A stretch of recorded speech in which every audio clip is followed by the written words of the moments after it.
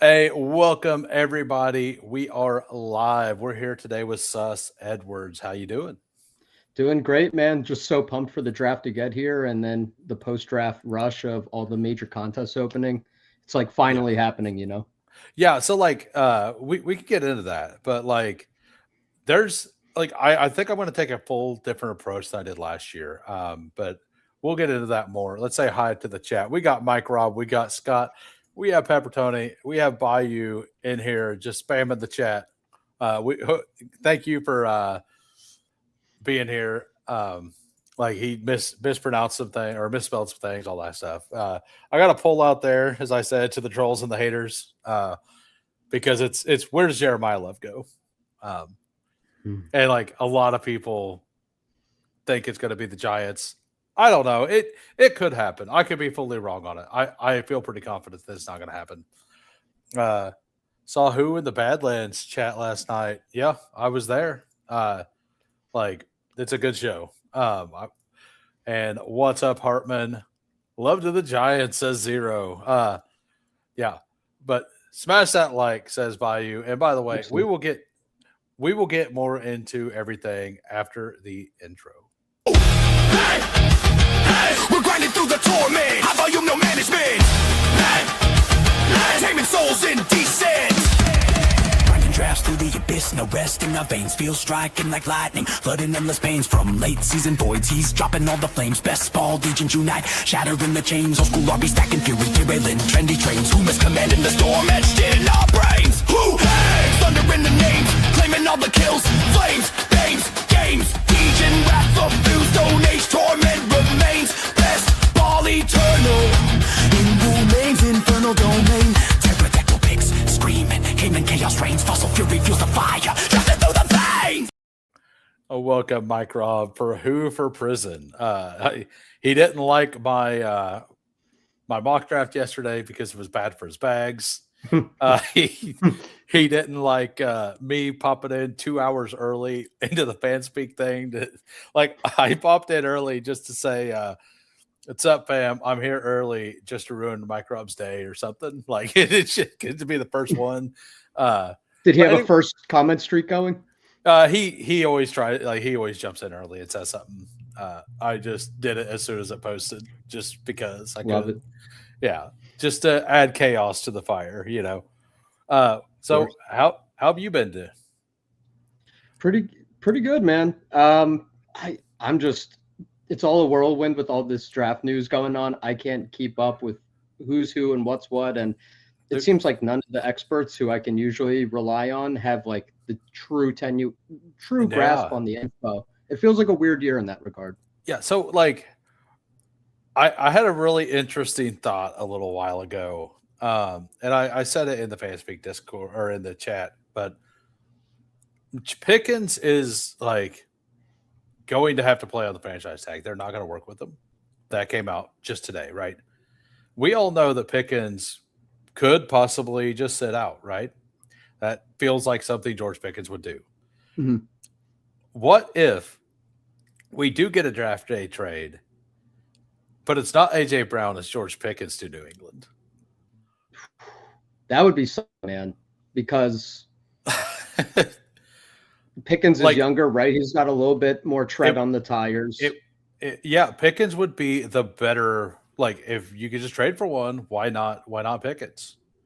Right. If I'm going to put up that draft capital, a first round pick, let's say, whatever it is, let's say it's similar for both players. Like, wouldn't you want the extra 2 to 3 years of career longevity of a Pickens, all things equal? And I bet the Cowboys would look at it like, oh, we made a profit. Like, we got Pickens for not a first round pick and we could turn him into that. Not the end of the world to them. They love playing hardball with these guys almost to a fault, but I could definitely see it going south. I bet teams are calling about that. Yeah, I bet. And by the way, I just joined a $5 drafters.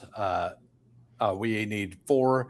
These can take a little bit to fill. I assume here we should be able to get four pretty easily. Sweet. What's your name there? It's the same. If you're talking about on the drafters, you don't have to join. By the way, we could stream together, or you can join. It don't matter, whichever one. Uh, Gotcha. oh, he was talking to Brett here. Brew Crew 808. Okay. But like I don't. The only reason I don't co-stream drafters is because I'm not going to write down all the names. If you want to write it down, go ahead. Sounds Like good. if it and then like if it ends up like getting a decent cash or whatever, we'll obviously split it and all that. Just like normal. It's just like it's so hard because you can't name them, and it'll be very apparent whenever we go to like rewatch the stream because it's labeled with a number on it, and you Right. can't change the number, so there's no way around it, right? You just go find the George Holani team. No, I'm kidding. Yeah. Well, I already take him, so not all the time, but like I might have to remove the camera or whatever for it to pop up on screen for a second on one side or the other, but like it's all good. Nice. AJ Brown reads books and he's very educated. You are correct. But like what if like that's the reason AJ Brown stays? Like because That would be so Dallas crazy. trades Pickens over They- there, right? They would love to do that. I mean, that would Oh, not yeah. only net them some draft capital, but also prolong what seemed like a signed, sealed, delivered thing. I don't know. Maybe the whole Mike Rabel, Diana Rossini controversy throws a wrench into everything. Just don't buy into hype and lean into your player takes as long as prior situation hasn't changed drastically. Yeah, like so one thing I was going to say, like I'm going to do differently this year than I did last year. Last year I went in looking for like the value from the draft. I think every rookie is going to be overhyped post draft, and I think all of the value are going to be just dodging the veterans that should move down. Yeah. I think that. Go ahead. Are you into this veteran cohort of free agent wide receivers? Because right now they feel like a value, and they could even continue to be more of a value as their situation draws out later into the summer, June, July, whenever the compensatory pick stuff starts working out. I am. Let's say hi to everybody real quick. We got Lutz at the 4. We got 0 at the 5. We got the 7. Value and Vibes at the 8. We got Brew Crew at the 11. And we got Megatron, I believe, here at the 12. If you guys are new to Drafters and you do not have an account, you can subscribe. That's the wrong one. You can sign up on Drafters using promo code WHO for a 100% deposit match for up to $100. It is WHO, just like the logo, capital H with 2 little O's. It does work. We have had a recent sign up. But yeah, I think I like them. I don't think all of them are going to be hits, but I think the ones that are going to be hits are going to be really big hits. Like between Debo, Juwan Jennings, and Diggs. Like I've kind of leaned towards Diggs because he seemed to have played the best and like separation numbers were the best last year of those guys. Juwan Jennings can't ever seem to stay healthy. Debo does kind of seem like he's on a downward path. Right. Like, so I take all of them, but I do lean Diggs. Well, I don't know. Yeah, Diggs had good. He had good. Yeah, he's my favorite of that bunch. He had the best tape of the 3, I think, last year. And it just feels like people are maybe waiting to see what happens with that little legal situation. But it doesn't seem like a major situation or anything. I think he'll find a good spot and then go back up to pick 100 once the dust settles there. Yeah, I think, and like, man, Diggs was such a good pick last year, and I think he was a fine pick in, like, so it would be pretty hilarious to watch one of those guys, and Diggs not necessarily, like, I think if, let's say that Pickens does get traded randomly, right? Like, I'm not saying that there's any rumor or anything about this, but let's say that does happen. Juwan Jennings fits perfectly there. Yeah. Yeah, absolutely would. We're on the clock. We have Jonathan Taylor, Amon-Ra, Jefferson, Genty. What do you like? I would be either Taylor or Amon-Ra, depending on how you like to start off your draft structurally. I think it's the same. Like I think I just mix them up. I prefer. Yeah. Oh, we can do Amon-Ra. I prefer. Cool. I have 15% Amon-Ra. Like, and I don't want to be over that. Is one of those things. That's like, I'm fading. I'm semi-fading Lamb. I'm going to have like 5% Lamb, I think. And like I think post draft I may even it out a little bit, but like pre draft, I want to I just feel like the Detroit situation is safer than the Dallas situation Yeah. because of the Pickens thing. Like if Pickens isn't there, the offense isn't the same. Now we have seen Pickens not be there and CD Lamb be the wide receiver. What 2-1 Sure. on the season? Yeah. Like we've seen that. So like I'm not saying that he's a bad pick, but like I'm leaning more towards the safety aspect here. Yeah, Amon-Ra has that underrated weekly 30-point plus ceiling, and Yeah. he like plays through stuff that like CD Lamb's pretty tough, but like Amon-Ra is like really tough, and he plays through everything. Goff offers 4,500 yards, 35 touchdowns. Yeah. And like it's that every single year, like every year. Dak offers the same kind of stuff though, but every other year he gets hurt. And like I'm kind of like buying that narrative, like, and I know I shouldn't. All right, so we got Taylor. Do you want to go Rice, London, McBride, Brown, Neighbors, Bowers, Henry, Nico? How do you feel about Chase Brown or McBride? I don't ever take McBride. We could do that, and Let's do it. Yeah, especially on a full PPR. I love it, man. I know they won't pass as much as they did last year, but they're still gonna have to pass a decent amount. And like he does have a crazy weekly ceiling. Like he just feels like he's ascending into the middle of like a prime Hall of Fame career. Yeah, Goff stays healthy as well. Like, I mean, to be honest, like very few quarterbacks are the ones to where it's like they don't stay healthy, and it's like only Dak and Burrow, right?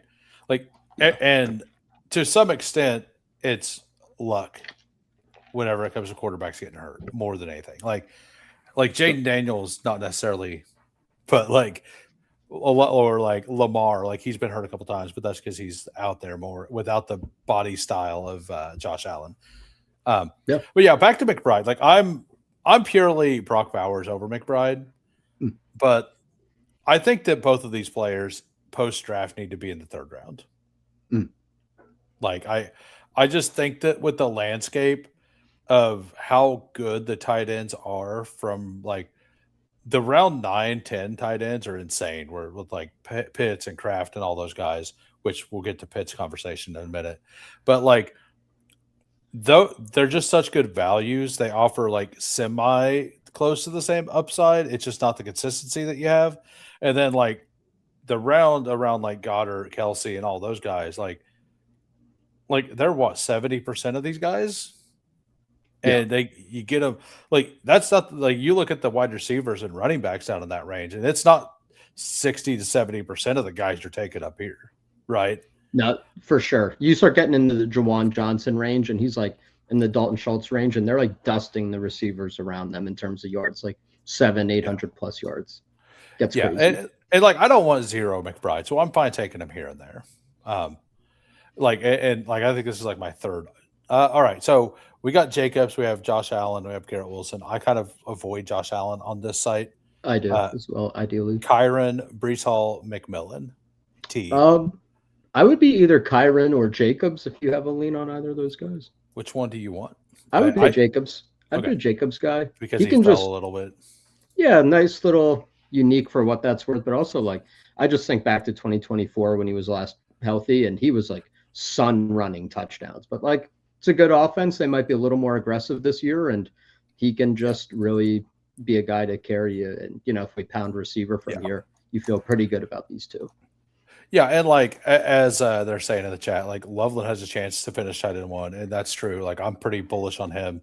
But like so does Kraft, Warren, even Pitts, like honestly. And like back to Jacobs though. Like I'm still a little sour that he got me like 3 yards in the finals last year or whatever it was. I know. That's like I got 3 teams to the finals and I had 4 teams. I think it was 4. Yeah, I had 4 teams in the fourth quarter finals. I think it was out of 50. There's 3 or 4 of those teams had Josh Jacobs on it, and it was such a pivotal thing for me, for him. I needed him and James Cook to like not suck. And like James Cook did his part, but he didn't smash either, right? Like I needed him not Yeah. to suck so I could cash high in something, and like it just didn't work. It didn't work out very well. I was surprised Jacobs was even playing at that point. He was battling through an injury. Yeah, He 2 years sure. ago he carried me to a finals, but it's like it's so funny how it's like 1 year he could be that guy you need, and then last year it was like, damn, dude. So like I have 6% Jacobs, and it's not because I'm down on him. It's because I mean I guess I am a little, but like I think that offense is going to move to passing. All right, so we got Loveland, we have Ladd, DJ Moore, Waddle, Igbuka, JMO, Mike Evans, McLaurin. I'm a pretty big Lad Bowl, but I'm open to other Let's- creative things if you like anything else. I'm good with that. I like Ladd quite a bit as well. I said it last year. I don't think Keenan's going there. I'm ready to get hurt again. Let's. I think they like what they have in Trey Harris as like I taking do that too. leap. I don't think they want to inhibit that. I know he's not like people talk about his lack of production so far, Yeah. but it's like, okay, he was a rookie on a competitive team that had other Yeah. bets. Like you got to earn it. He earns it through the pass blocking and the speed.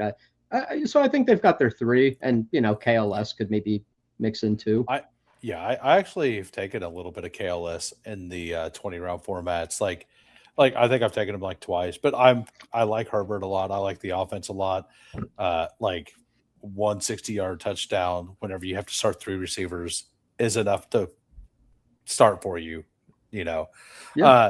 Zero saying I have 5% Jacobs. I think he's a great click. Like, that's kind of where I'm at. Like I think he's a really good click. I'm usually structurally elsewhere though. Like I think I think the difference between the 3rd and the 5th round running backs aren't that high, and I think the difference between the 3rd and the 5th round wide receivers are quite a bit higher.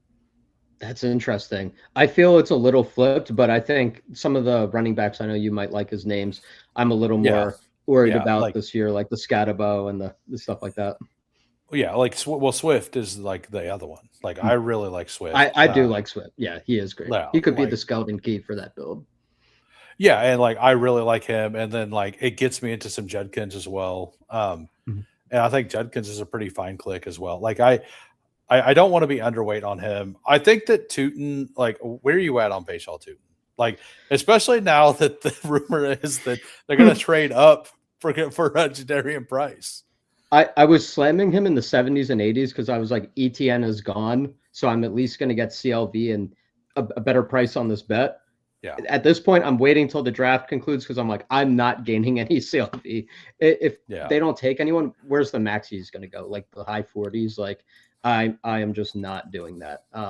I think he's probably the RB1, but I also would not be shocked if they add even an Emmett Johnson they've been linked to. Like they could make it more interesting. It's not like Tootin has done anything to command our respect yet.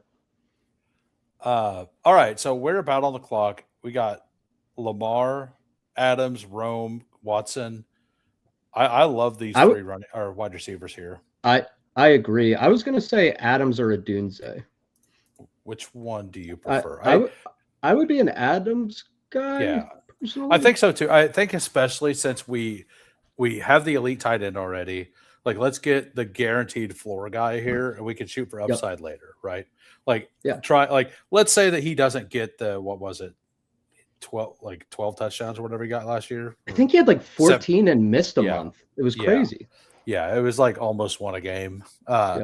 But like, let's get that 12 to 14 point floor that he just offers every week, and build out spike week guys at the back end. And it also allows us to me, it's something that I'm assuming you've kind of thought of this, but like if we take Rome there, we're locked into either having to take Caleb here or only having one stacking partner in the next round. And that lets us push and get more talent up here at these other positions, although there's no talent left. So like, and then that's with Adams, you can get the MVP, my highest drafted quarterback this year, Stafford. All right. So I'm fine pulling up Tyson. I'm fine with any of that. We could just take Naked Jaden. I'd be down to pull up Tyson. I think he's going to go top 10. And I think he's probably better day one than a bunch of these other guys around him. Did you see my mock yesterday? I caught it, but I forget some of the details of it. Well, I had the Rams trading up for Tyson. That's right. Ooh, this is a Stafford team then, huh? I love it. Assuming that he's still there at pick 103. Yeah. I don't think we can pull him up to 90. I don't think it's worth it. I'm always down to push it on these pocket passers. Where are you at on Stafford this year? I've not got as much. Okay. I'm like 5%ish, but it's more that I think the best price on the board is Tyler Shuck. So I push him every time. Got it. And if I don't get him, I just take Tyler Shuck, and then I can, I think Olave's a great price. As Zero said, he likes the 2v2 Olave plus running back versus Jacobs plus whatever. And when I said that comment, now if Derrick Henry falls around the corner like he does all the time now, I want Henry every time. Sure. But if we're looking at Olave, AJ Brown, not Devonta Smith, what are you doing? But if we're looking at those three specifically, I like the receiver plus. And then after those three, because you're looking at those three versus ETN Jacobs, right? Right. Kind of, or Kyron if you want to pull Kyron up. And I like the 2v2 there slightly in favor. All right, so this range is gross. Yeah, I mean, how about Herbert Herbert's a lad stack? Yep. That's exactly what I was going to recommend. I think that it's we still had to, they're in here arguing. Congratulations, everybody. Enjoy. Love. What's up, Chris? How we doing? Seeing that Zero got where are you at on the Eagles? I am having a very hard time getting in on the Eagles. Let's say that AJ Brown is traded. Why do we think this offense is going to click? So I have to preface this that I can't be totally unbiased because I am an Eagles fan. So I struggle with it. I know. I struggle with it. That's why I'm asking. Yeah, I think Hurts is actually closer to fairly priced than people think. I do think Devontae Smith has the potential for that.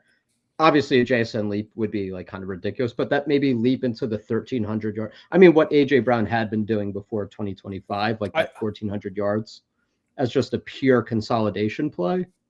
I think for best ball, he's awesome because he's going to have some 160 in 2 games. Yeah, I think, and I don't think you even need to stack him. Yeah. He could just have 60% of the yards and production in a game. I think Wicks. I don't. Yeah. Wicks is a good blocker. Oh, I guess we're coming up on it. All right, so we got Dobbs, Godwin. We could take Dobbins. I like Dobbins or Godwin, depending on what you feel is more positionally important. I also like maybe we go Wandale. Honestly, I think he's going to run back 1,000 yards. I am very on full PPR, I think round 8 Wandale is just awesome. Because we know what Daboll wants to do with them, and that's if they don't have a neighbors type. Let's say they probably don't get a Tate or a Tyson. He's the main. Here where Devonta Smith goes ahead of AJ Brown. I feel more confident that let's assume that the trade happens. Everybody thinks. I feel more confident that the Patriots are going to score more touchdowns than the Eagles at that point. I agree. I mean, Drake May just flat out better. I don't think that we need to have AJ Brown behind Devonta Smith. Now, if you're doing this for uniqueness reasons, could be what the one hole is doing here, because in this contest, Devonta Smith has not been at this side of the board. So, I get it. If that's what you're doing, it's near the end of the contest as well. It makes sense if that's why you're doing it. If you're doing it because you fully believe that is where he needs to go, I think you're wrong. Flat out willing to stand on that. To finish up, to answer your Eagles question, I do think the offensive line is going to hurt without Stoutland, but it is clutch that both the Yes. vets came back. And maybe they add a meaningful offensive line piece in the draft. One thing I think that's sneaky for Saquon is Wicks is probably as good a blocker, if not better than AJ Brown, and he's definitely going to have more effort in a contract year than AJ Brown was like not trying last year. No, he wasn't, and then they threw him the ball a bunch, and then he like stopped trying again. Like, well, exactly. It's like, oh, we made him happy, and now he's not happy anymore. All right, painful. So we end up not getting Stafford. I think that's perfectly fine. That's like it. Like I don't mind the Tyler Shuck to Jordan Tyson stack either. Yeah. I like all of these running backs as well. Okay. Or we could just go Jaden Reed still there. I think he just got zero. Just took classic zero. Makes sense. So what do you want here? We could go with one of these running backs. We could go with a tight end. I'm big on Price and Pollard, like as a tier break. Maybe we could say Price goes to the Seahawks. Let's do that.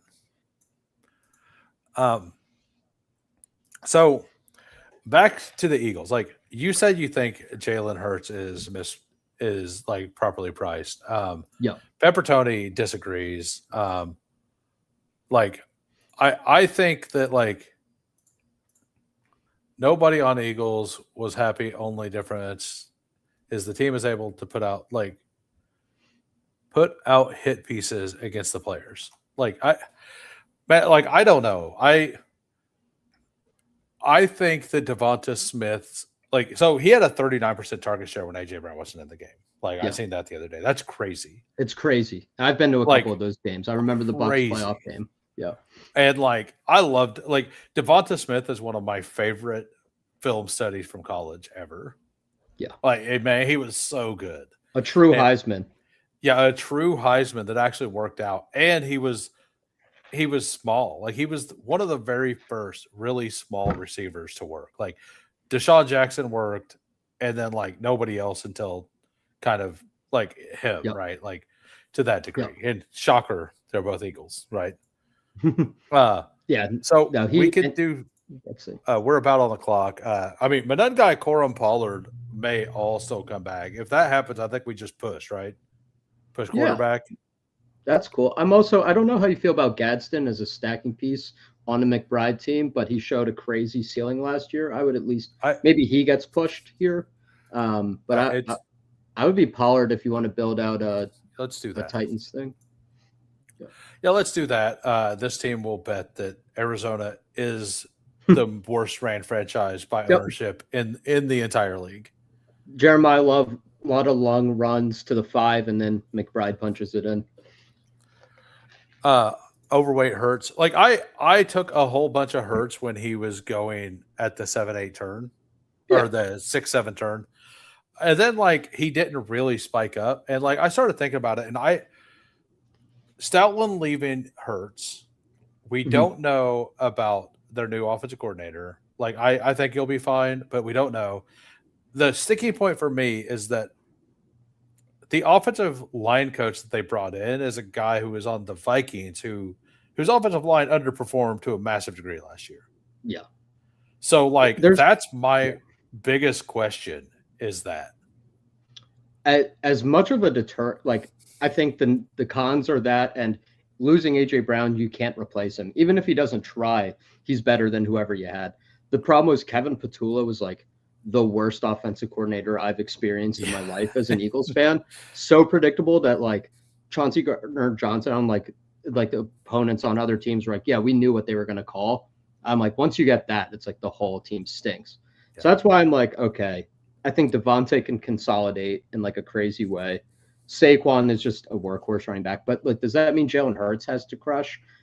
Why would I want him over Drake May, who has a better supporting cast? He's younger, he's faster. Jalen Hurts also doesn't look the same as he did 4 years ago. His body taking a ton of hits. My question is why him over Herbert and Lawrence? We know those two offenses are going to be gas, Right. Pedal to the metal. All right, so we're back on the clock. We could do Omar Cooper. We could do Coker. You read my think, mind off with Cooper, by the way. That's what I was thinking. yeah, I mean, you're not going to talk me out of Omar Cooper.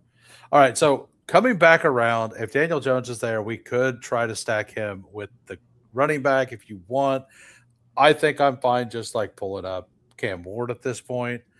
And then like I haven't taken like any Ty Simpson. Are you in on Ty Simpson going to the Cardinals or not?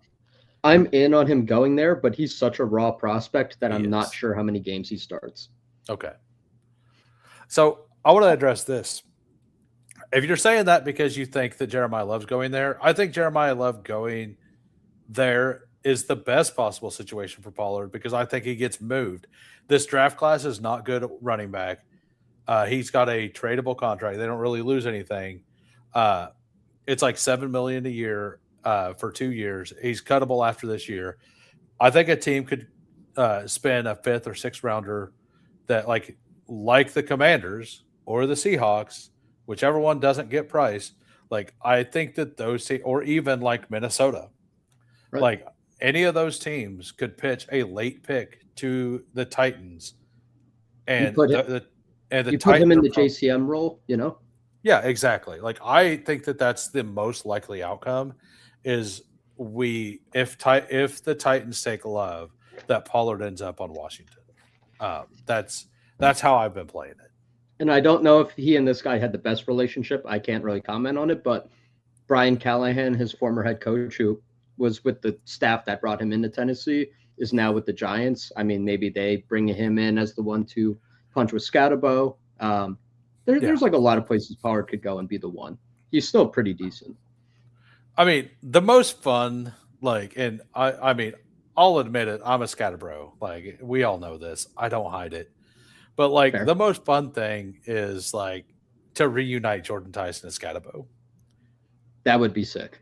Like, That would if at 5 the Giants are just like, all right, Scatterbo is infectious. Like his energy is something. Like, and Love isn't there. Like, all right, so do you want to do Daniel Jones to stack up, or do we want to do?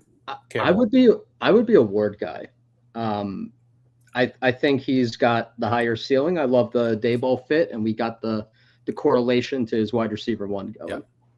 Yeah, and this is the thing. Like I think that. And what do you think? Like, do you think the tush push? Like, do you think that Hurts is going to get 13 to 15 touchdowns again? I don't. I think they want to phase. I think they want to phase that out because it's really taken a physical toll on him. And last year, their entire offensive line is like mangled. Right. It also stopped kind of working late last year. Yep. I doubt he goes anywhere. He's losing his fun. Tony Pollard looked really good at the back end of last season. And the reason he didn't look good early is because their offensive line was incapable of doing anything because of Callahan. Yeah. Because their head coach hired their son, who've never coached offensive line, to coach an offensive line. Or from what I heard, he never coached offensive line. I'm not positive about that. But like he had very little experience coaching offensive line. And as soon as once that whole thing got gone, you give it a couple weeks for real coaches to get in there, they started looking better. Yes. So like if you just look at stats like post week 10, like the Titans run game, and you compare it to how bad it was at the beginning, like it did improve. Yeah. Cam Ward also started playing better, just kind of getting comfortable. Yeah. In the month of December, Pollard had 161 rush yards, 104, 102, 85, and then 48. So 4 sick games to lean on. I don't know. He can still hoop a bit. Yeah. And I get it. 8 to 10 touchdowns is massive for a quarterback. But whenever Herbert is throwing, whenever Herbert rushes for 4, but throws an extra 10, it's the same thing. It comes down to the yardage at that point. And I'm going to lean, I'm leaning Shaheed if he's there for us. Okay. No, he's not. He goes. Yeah. Do we want to lock up a third quarterback, or do we push that a little bit? Or Bryce Young? I kind of like Bryce, and you can say, I don't know, maybe they get maybe there's a rookie later we could stack because I think they take a receiver like a Brazil or a maybe Sadiq around Falls. Who knows? around 2. It's just points, Yeah. Yeah, no, and I don't necessarily think in drafters like I don't think you need to stack all 3 quarterbacks. Right. I think in drafters like you want the stack for the season, and then outside of that, you just kind of want points. I'm with that. And yeah, Sadiq maybe Falls, maybe I don't know. What do you think they end up doing at receiver? Do you think Coker is the receiver too, or do you think they go in with one of these Jeremy Bernard, Like Ed Hurst types?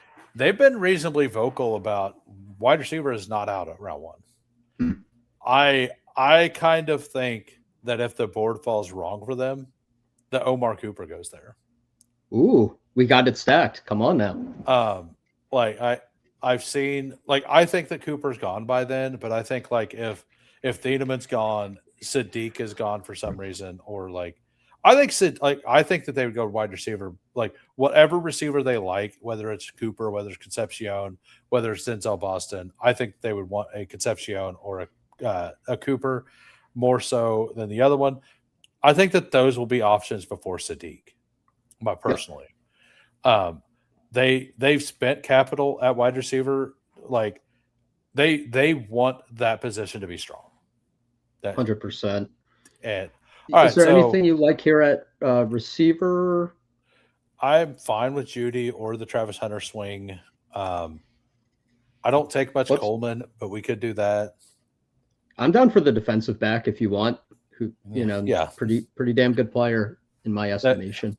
And let's say that, and I think that there'll be games that they're like, okay, well, Jacoby Myers got hurt, or Parker Washington's hurt, or whatever, or somebody's hurt, and he plays more, and they don't necessarily need him on defense that week as much, right? For scheme reasons, right? Whether he's better at zone or man or whatever.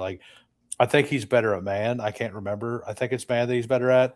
But if they're going to play more zone because the quarterback's bad against it, they can slide him more. And I think that in best ball specifically, where you don't have to I think that it's fine at this point to do that.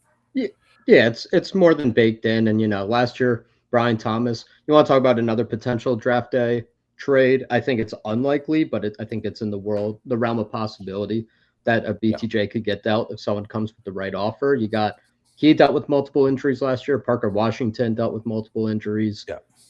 And back to this, if the Titans don't take a running back, Pollard is a smash. Yeah, then he's just 3 rounds too cheap. He should go pick 75 or whatever. I don't know. Yeah.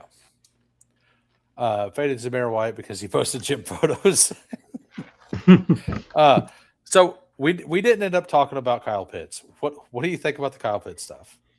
That kind of feels like out of left field to me. I'm like, wait, they're going to trade him? Well, I feel like this is the classic not a story thing. This feels like they ask if a team offered you enough, would you trade this player? And they're like, yeah, obviously. Right. And now it's a story. Oh, look, they're looking to trade Kyle Pitts. I don't that's just my gut. We see stuff like that all the time. By the way, we still only have McBride, which is fine. But it's getting to the point that I want Emmett, but Emmett won't make it past these guys. I don't know. Where are you at on Emmett? I think he's a pretty interesting, he could have that Bucky type season if everything broke right. Yeah. I do see that in his potential bag. Yeah. Sure, the combine wasn't great, but it wasn't for Bucky. He's a good receiver. He's shifty. I'm not out on I'm not out on Emmett. All right. So Hawkinson, Stowers, Schultz, or Hawkinson, Schultz. I like Schultz. I like Schultz a good bit. He had 700. He almost had 800 yards last year, and that was with a shaky Stroud. Now maybe you could say that was whatever. I like him. I don't think Houston is a team that nobody's talking about, but they have picked 30, 28, and 38. They could definitely package something up to move up.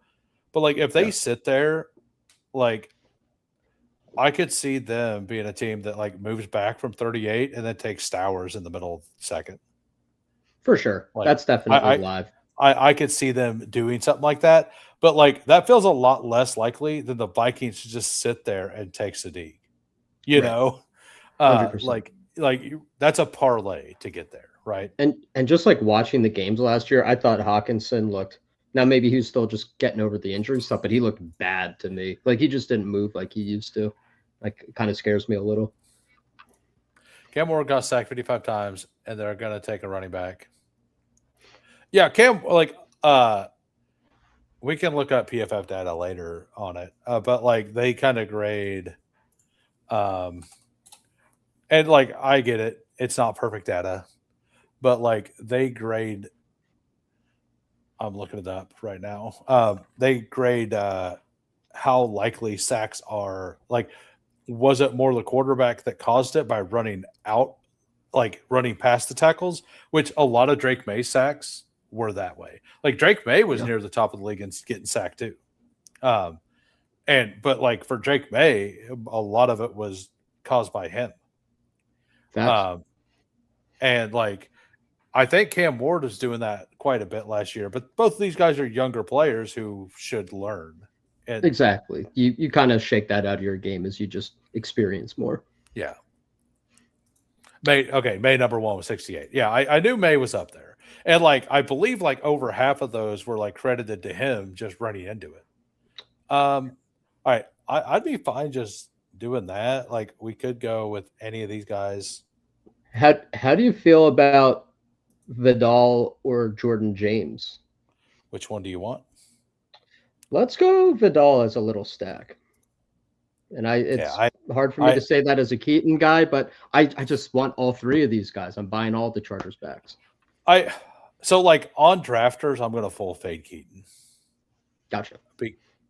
Because his ADP, like we're like scrolling up, like where is it? It's like genuinely 130. It's 134.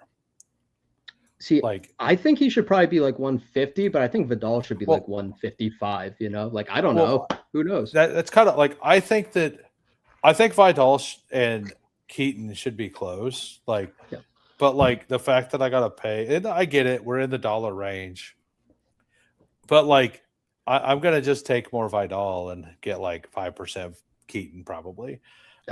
Keaton also needs more things to go right for him to hit. In my opinion, I don't think that they're gonna just all of a sudden be like, "Hey, Keaton, you're now a blocking back." Like, no, yeah, not gonna happen. You know, I just like I have like flashbacks to like the 2023 Dolphins last time. Please save this, Mike man. McDaniel. Please. Yeah. And it's just like the last time Mike McDaniel had a great offensive line and like good quarterback play, and like Herbert's way better than Tua, but like good enough. Like the Dolphins running back scored 34 touchdowns, and it's like, man, what if the Chargers have like 30 and like Hampton has like 18, but the other guys what if there's a Mostert there? It could be Vidal, you know? What if they each get 9? Yeah. Yeah. Like I haven't done all three on the same team, but like, I'm not saying it's like, I don't think it's a good strategy. But two on the same team, you know? But I think in managed, it's a better strategy than in best ball because like we're trying to like, actually, I mean, it depends. Like if you're doing like a sit and go, I think it's fine. Anything at receiver here you like? Oh, I love Helm. Yeah. I mean, cool. I mean, we got the stack. We got the stack. You can hit a flex. Like, do I hate? A lot of people are like, if you take the elite tight end, don't take a third. Like, I can like, if my spike weeks at tight end, like, let's say McBride is tight end 1, and he does what he did last year, and it's just a solid 15 points almost every week. Mm-hmm. If that makes one of these guys have to get more than 15 points to hit my lineup, and it starts my flex at 15 points that week, great. Like we just spent around 15, 17 capital. Like if that's winning the flex, like that's fine to me. Yeah, we're betting on Cam Ward, number 1 pick, elevating to like a top half of the league offense, and then we're crushing it. Yeah, because we got Pollard, we have Wandale, we have Helm now. I think people underrate how much tight end can hit the flex in this current NFL meta. Right, like with all the 12 personnel and all that stuff. And like I haven't looked at last year's data, but like the Superflex the year before, like the top 10 teams, tight end hit the flex more than wide receiver on drafters. Wow. That's good to know. I mean, I brought everything up and I went through all of it. I don't know where I left the data, but there's a stream out there of mine that I went through all that somewhere in the backlog. And like when tight end spiked, they actually like and hit the flex, they actually hit at a higher number generally than the wide receiver did too. Because there's so many touchdowns involved. Like they can have that Yes. 2 touchdown game and 2 touchdowns, 4 catches, 12 Yep. yards. Like Yep. that's Easy game. That's 14 points. Run it. Yeah. So what week does Mendoza need to take over or need to take over to lead the league in sacks? This tournament is season points. Yeah. Like, and that's what I'm saying. Like, on drafters in the Superflex contest, like tight end was hitting the flex more than wide receiver. And in Superflex, you usually have stronger wide receiver rooms overall because it's the value quarterbacks that kind of got them there for the most part. All right, so any names here? So we got Bryce. I'm trying to get woke to Brazel. If you want to that. try a little Brazel, it seems like he might like go top 40. I'm seeing that too, but man, like I don't understand why he is like him and Ted Hurst are the two. Like to me, Bryce Lance is just a better player than both of them, but like I'm not an NFL evaluator either. Sadly, I'm not either, and I think I've missed the boat on that with too many Amari Cooper clicks last year. But I don't know, man. Something about Brazel, the size, the speed, and when I watched him a little bit, he does. I'm a Tennessee wide receiver hater through and through, but he does look a little different than some of the guys of past. Well, I mean, because before he went to Tennessee, he played at Tulane, and at Tulane, he actually had real film. Like he was asked to run real routes, and like that's the thing. Like he is actually a different Tennessee wide receiver. I understand why people could like him because he's got the size, he's got the speed. We know he can do that part, but he also has shown in the past that he has an ability, not like an absolute elite ability, but a pretty solid ability to do the short stuff too. Yeah. So like I like him. I just think that the NFL isn't going to let him run those routes because like, I don't know. Like I feel like a lot of NFL coaching is really bad and they try to like typecast people. I think landing spot for sure. Yeah. I think that they're going to try to typecast him, and I think they're going to typecast a guy. I want Bryce Lance. All right, so is Jalen Noel available as a ping pong? I don't know how you feel about him, but with the Christian Kirk, I'm fine with it. Runway cleared. I feel like he's like completely mispriced. There was a week that I was taking a ton of him. It was the week that the Tank Dell may not be ready news came out. Yeah. So Tank Dell to me is like a stone, dang near a zero. He feels like a guy they bring in for like to get like 2 catches and a touchdown in week 18, but like reading the tea leaves of like injury stuff, it's like this is a guy who's not close to ready. They're like, what matters is he comes back. Yeah, and so like not last year, but 2 years ago, I didn't get top 10 like Lutz, but I got like 150th exactly on drafters, and it was a team I did something to fuck around with. Like, I took George Kittle in the 7th, I took Brock Bowers in the 10th, and I took Taysom Hill in the 11th. And that's fun. that team flexed tight end like every other week, and it finished top 150.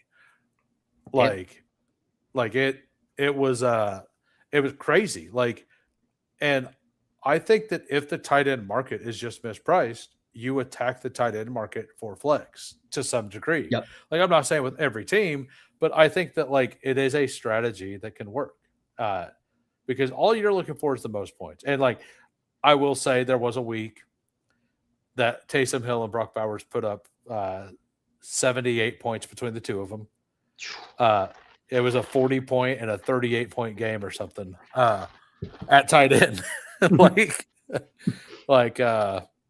The flex hit hard that week. Oh yeah, big time, dude. Yeah. There's going to be a ton of Schultz games where he gets like 17 points. I'm like, yeah, we'll take that. Yeah, there will be. Time to laugh at you. We will look here in a minute. So, I mean, I like Claiborne. Do we do the bit? We could do Helani. I would also say if there's a receiver you like, because like we got potentially 4 solid backs, like a Surratt or a Keon or I mean, Hurst. Surratt's here. Do we want to do that? Yeah, let's. We don't really have rookies, or we have 2, but yeah. Like I feel pretty good about our top 4 backs hitting a lot. Right. I feel like the tight ends give us flex coverage, and when you go Travis Hunter and Brazel, it's like okay, let's lock it up a little bit. And 2 of our first 3 rounds was running back. So if they're not hitting, we're probably in trouble anyway. Yep. So leaning into where we spend our capital always makes sense. So we got a 3-5-9-3 here. We got Justin Herbert, Cam Ward, Bryce Young. Running backs, we have Jonathan Taylor, Josh Jacobs, Jadarian Price, Tony Pollard, and Kamani Vidal. So we got a little stack there on 2 different teams. Nice. Feels pretty solid. Wide receivers, Ladd, Devontae Adams, Jordan Tyson, Wan'Dale Robinson, Omar Cooper, Travis Hunter, Brazel. Noel fits this very well because, like, between Ladd, Adams, Wan'Dale, Noel, like, that's enough to, like, give us some sort of a floor even for bye weeks. And then we have Tyson, Cooper, Brazel, and Surratt for, like, massive spike weeks, like, or for a massive upside, not spike weeks. So, and like I think they're going to get routes. At least some of those guys are going to get really good routes. Yeah, the first 2 will almost for sure get a bunch, and then like Hunter is just an upside swing. Probably a bad pick, but if he's a good pick, he's a bad pick or a great pick. There's like no in between. We pray he gets us like 220 something, 22 burgers or something. Yeah, exactly. That's all it takes. Tight end, we got Trey McBride, Dalton Schultz, and Gunnar Helm. So we got a triple stack with Tennessee. We got a double stack with Ladd and Vidal here with Herbert, and then Bryce Young naked, perfectly fine. Yep. Maybe Cooper lands there. Maybe they take Brazel or Surratt. Surratt doesn't feel like a player they would take. I think it'd be more Brazel based on team needs. Seems like a very solid team. I love it. Schultz had 100+ targets. Yeah. I have a bad feeling the league has way too much time to rug pull the AJ Brown. Like, that's part of the reason that I made a bet with somebody about a month ago when it was Lutz that I don't think AJ Brown gets traded. I think there's too many things that could happen. AJ Brown could still show up and just get hurt, and then now nobody wants him.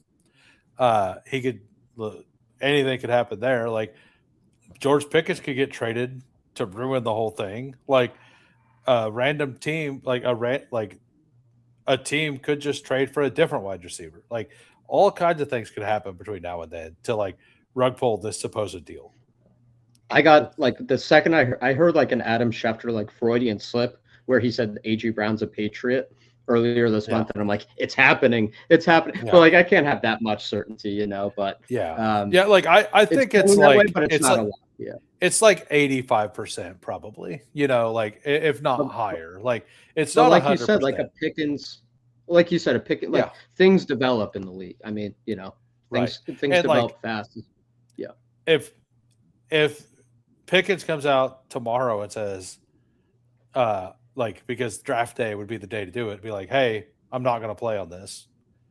Teams are going to start calling, and Patriots are going to be like, or the Chargers could be like, hey, well, we have money. Yep. The Rams. Can you imagine if the Rams done it for pick 13? Jesus. I'm trying to think who has the cat. Did the Raiders just back up like the Brinks truck, or or maybe they're in a crunch with the Crosby trade being rescinded. He totally feels like a Raider. Yeah, Like his attitude and all that. Like, and they need that. It does. They need that.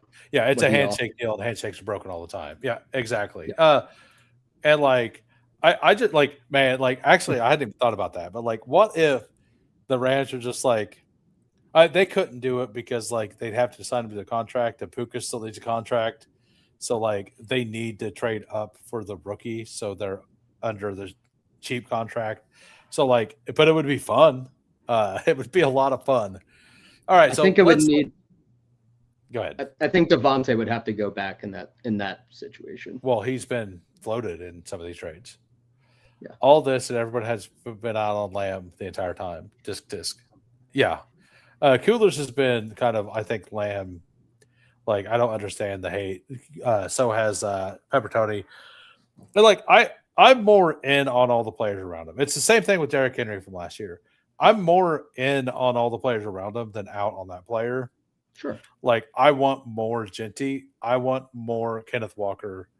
I think I want to be at the field with, like, James Cook is the one I think I could slide down a little to get more Lamb if I'm going to make that decision. Barkley, I want to be like, I'm just going to be at 6%. I think he's a fine price, but I don't think I have reservations on the Eagles as an offense this year. He could be the best pick on the board, though. Like we seen it 2 years ago. All right, so we got Lutz. We got a 3-7-7-3 here. We got Trevor Lawrence. We got Matthew Stafford. We got Jacoby Brissett. Running backs: Bashaw Tootin, Quinshon Judkins, Jordan Mason, Emmanuel Wilson, Ray Davis, Ollie Gordon, Malik Davis. What do you think of that running back room? He went 7 because he started late. I think I kind of like it a little more than I did initially seeing Tootin up there. I think Tootin, though, could have that ETN year. And Emmanuel Wilson, you never know if they don't go like a price. Emmanuel Wilson's got a little juice. I could see it. Yeah. As Cooler says, James Cook price finally does feel too rich. Yeah. Like I started kind of in, like I was like, I think it's fine, but I feel like it could be too high. I think it's just too high to James, like on James Cook. It might objectively be too high, but I'm fading Josh Allen too hard to not have a bunch. That's where I think that's where I'm going to end up. Like, do I want to fade the entire Bills offense? That seems bad. You know, like it feels really bad every year in like week 16 or something. I'm like, fuck. It does. All right. Wide receivers. We got Puka. We got London. We have George Pickens. We have Marvin Harrison, Jacoby Myers, Ridley, and Pat Bryant. Very solid. Room. Very. Got the star power, got the depth. And then Gadsden, Chig, T. Ferg. You got some stacks there. You're stacking up your quarterback with your running back. We've said earlier, like stacking is nice, but it's not needed. You did get the Stafford stack. Knew he wasn't going to get him back. Very solid team. Yeah, it's good. We got 0, 3, 6, 8, 3. Jay Daniels, Tyler Shuck, and Kirk O. Cousins. Running backs: Hendo, Swift, Dobbins, Woody Marks, Emmett Johnson, Kamara. That's a very, very solid RB room, in my opinion. It gets the job done for sure, especially seeing like he tackled wide receiver early. So, right. JSN, Rice, Olave. Then you waited Lemon, Reed, Boston, Naylor, and Diami Brown for your stack. Lemon could go to the, like Steve earlier has the Commanders trading down with the Rams and getting Lemon. And I think that the Commanders are a very, very unlikely trade down partner. I just don't know if they're like, I just have the Rams trading up before that. Got it. For Tyson? For Tyson. And I don't think there's a lot of teams willing to trade up. I think it's the Rams. And the Browns have been very linked to trading out. Yep. And so I think if Tate is there, you might disagree, but I feel like the Commanders are like, man, we could get the number 1, at least in their opinion, receiver in the class, and stack them up, get your Terry replacement for eventually. To be honest, like where they are, like their needs fit so well with what's left. Like Love could be left. Like I don't think it's gonna happen, but like they could have Love available, which is a slam dunk pick for him. Carnell Tate is such a good pick for him. Sonny Styles, like Ruben Bain or David Bailey could fall to him, which is what I had happening. Like there's a franchise changer there for them, and I don't think they should move down off of that. That's kind of like I think there's like exactly 8 like all-star like superb players in this class, and I think that they can get one. Yeah, they should. And I think I actually think there's like 9 of them. I have a hard time. Like Caleb Downs is one of those guys.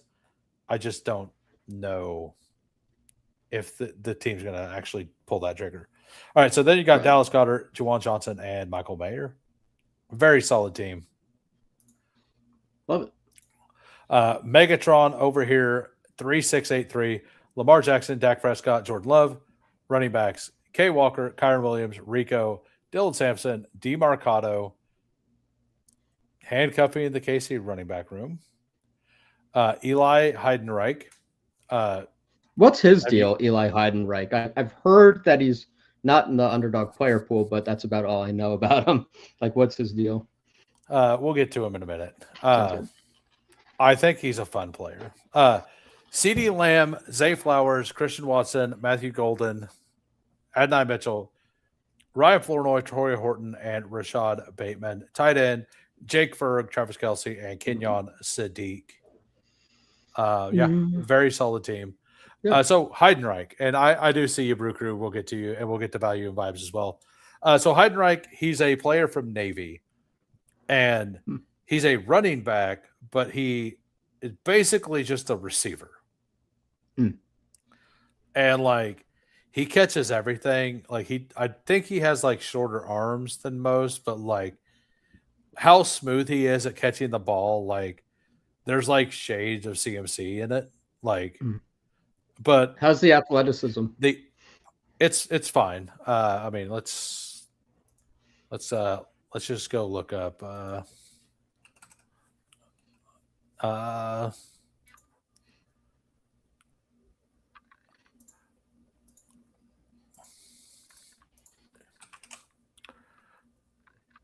So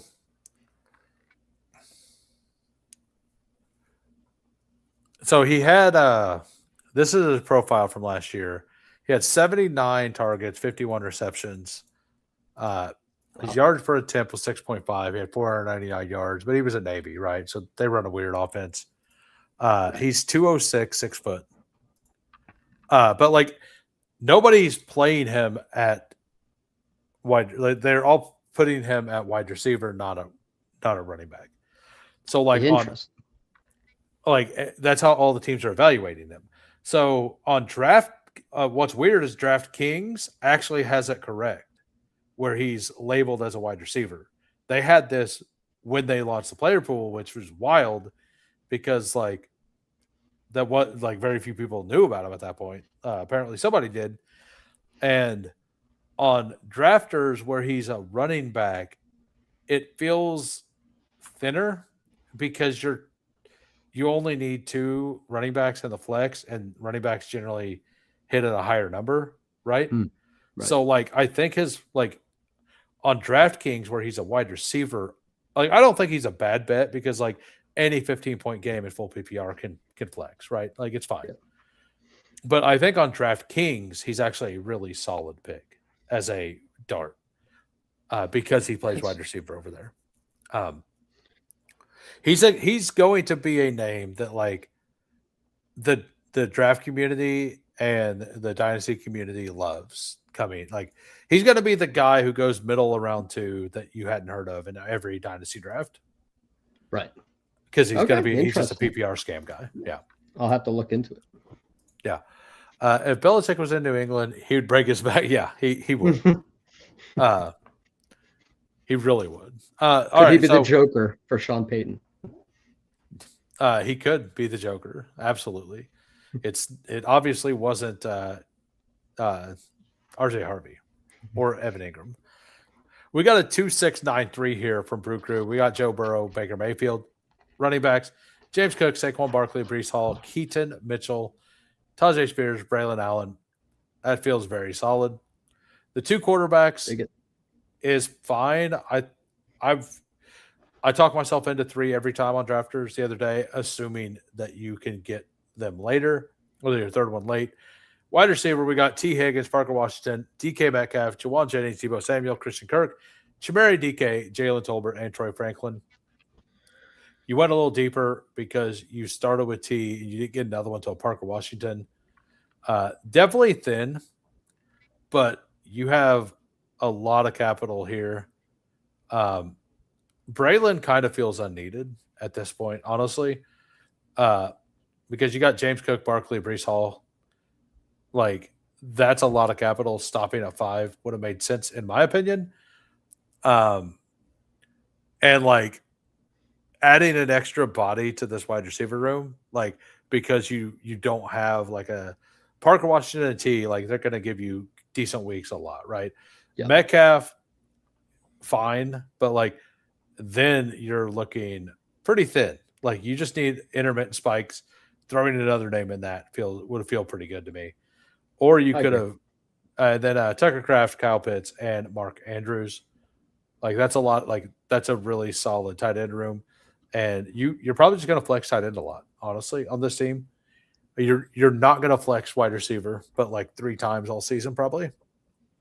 Yeah, this would maybe be an instance where I'd maybe take one of those tight ends and try to flip it into a receiver just to get a little more juice and let tight end 3 be a little weaker because you're strong at running back. Right, yeah. That's what I was going to say. Like, it's more like – but, like, at 155, there wasn't anybody left because that's where we took Hunter. So, like, that was probably the goal, was to go Kraft Pitts with another guy at the end.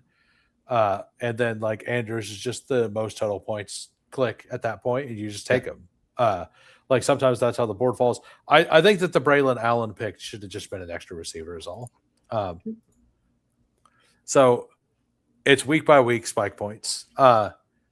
It's a week by week spike point. Sorry if you weren't understanding that. It's not like total points throughout the whole season. Every week you get points, and it's additive throughout the season for total points, if that makes sense. Yeah. So, like, week 1, you fill out a full roster, and then week 2, you fill out a full roster, and then those points add up, just like it does an underdog to get to the postseason. And then instead of having a postseason, it just continues to add up, and then the total points winner is the winner. Yep. So, yep. So, yeah, if luckily you've only done 5 of them. Like, if you didn't know that, like, you're still building solid teams, but it's a solid team. It's a solid team. It's just like a minor thing I would change is the Braylon Allen for a receiver there. And then value and vibes here. We got hold on a second. All right, we'll wait. There's one more left in the next mini. Once that fills, I'm going to jump in it. We got a 3, 4, 10, 3, assuming you're good for a second draft. I'm down. Yeah, sweet. Okay. Josh Allen, Sam Darnold, Ty Simpson. Running backs stopped at 4. Hampton, Bucky, Scatabo, and Jalen Warren. Do you like stopping at 4 there? I'd maybe trade for Braylon Allen on this team, but honestly, it's pretty fine. Like, these guys are hitting a lot when you make the bet on this group of 4. So they are a little bit injury. I don't know. It's probably fine, but maybe a 5th. We are in the lobby for the next one, by the way. So, like, I agree. But DJ Quill, if you know Quill, they got top 50 in one of the contests last year on a team that only had 3 running backs. Wow. For, like, it literally only had 3 running backs for, like, the last 13 weeks or something. That's crazy. I mean, the thing is, like, when injuries hit, if you just don't have the injured guys, then like 4 is totally enough. Like, when you get to the end and it's December and you have like 4 contributing running backs, you're like, oh my God, this is like the greatest thing ever. So it's not a sit and go, because like a sit and go is like just against your pod. This is against everyone. So, like, all 9,000 entrants in this contest are in, or I think it's 5,000 actually, but all of those are one giant, like, you're just going against all of them. So you have to have the most points out of everybody who entered into the contest to get first. So, all right, wide receivers. We got Amon Ra, we got Ricky Pearsall, we got Xavier Worthy, Jalen Coker, Stephon Diggs, Brandon Ayuk, Jerry Jeudy, Tyreek Hill, Io Manor, Cooper Cup, Tyler Warren, Laporta, Njoku seems like a really fun pick right now with the Pitt stuff. I mean, I might have like taken one of these wide receivers off and thrown it onto a running back, but I think it's a very solid build. I don't like this is the pick I don't like. I don't like throwing Ty Simpson onto a Josh Allen team. Because he might legitimately, even if he started every game, hit over him and Darnold 0 times. 4 is the new 6. And like, I'm not even saying that you need to flip that into a running back. Like, if Josh Allen is worth pick 32, Ty Simpson's never hitting your lineup. Yeah. Maybe in the bye week. Ty Simpson's like an underdog ass click where it's like, okay, maybe you need him week 17 or something, but like, I just don't think he's going to play enough games to matter on drafters. Yeah. By the way, we need 5 more. We need 5 more over here. If you guys do not have a drafters account, by the way, and you would like to play on drafters, you can use promo code WHO for 100% deposit match for up to $100. I like drafters. Like, it's a different thing. It's basically marathon on underdog, but the whole platform, every contest they have is marathon scoring. I do prefer the chaos of the playoffs. I say that, and I got absolutely bodied by Kyle Pitts last year. But like, don't remind me, bro. Don't. I got absolutely bodied by Kyle Pitts. Did you have any Kyle Pitts teams in the playoffs? For the record, I had like exactly 100 teams that advanced to week 15, and 1 had Kyle Pitts on it. Oh, 1% exposure. I had a sprint team that had Kyle Pitts on it, and that same team had Trevor Lawrence on it. Ooh, okay. I was top 100-ish after week 1. Yeah. And I was like top 150 still after week 2, and I was nowhere after week 3. And then Derrick Henry happens. Yeah. Yeah. Then I was totally dust. Just total dust after that. All right. So we got, hey, look at that. We get the 102. We got 0 at the 1. We got the 2. We got Megatron at the 3. We got Rick at the 4. Coolers at the 5. We got Big Ticket. You were in the last one. Maybe they're watching. Maybe they aren't. If you are, thank you. We got Crossface here at the 8. I don't think I've seen Crossface before over on Drafters.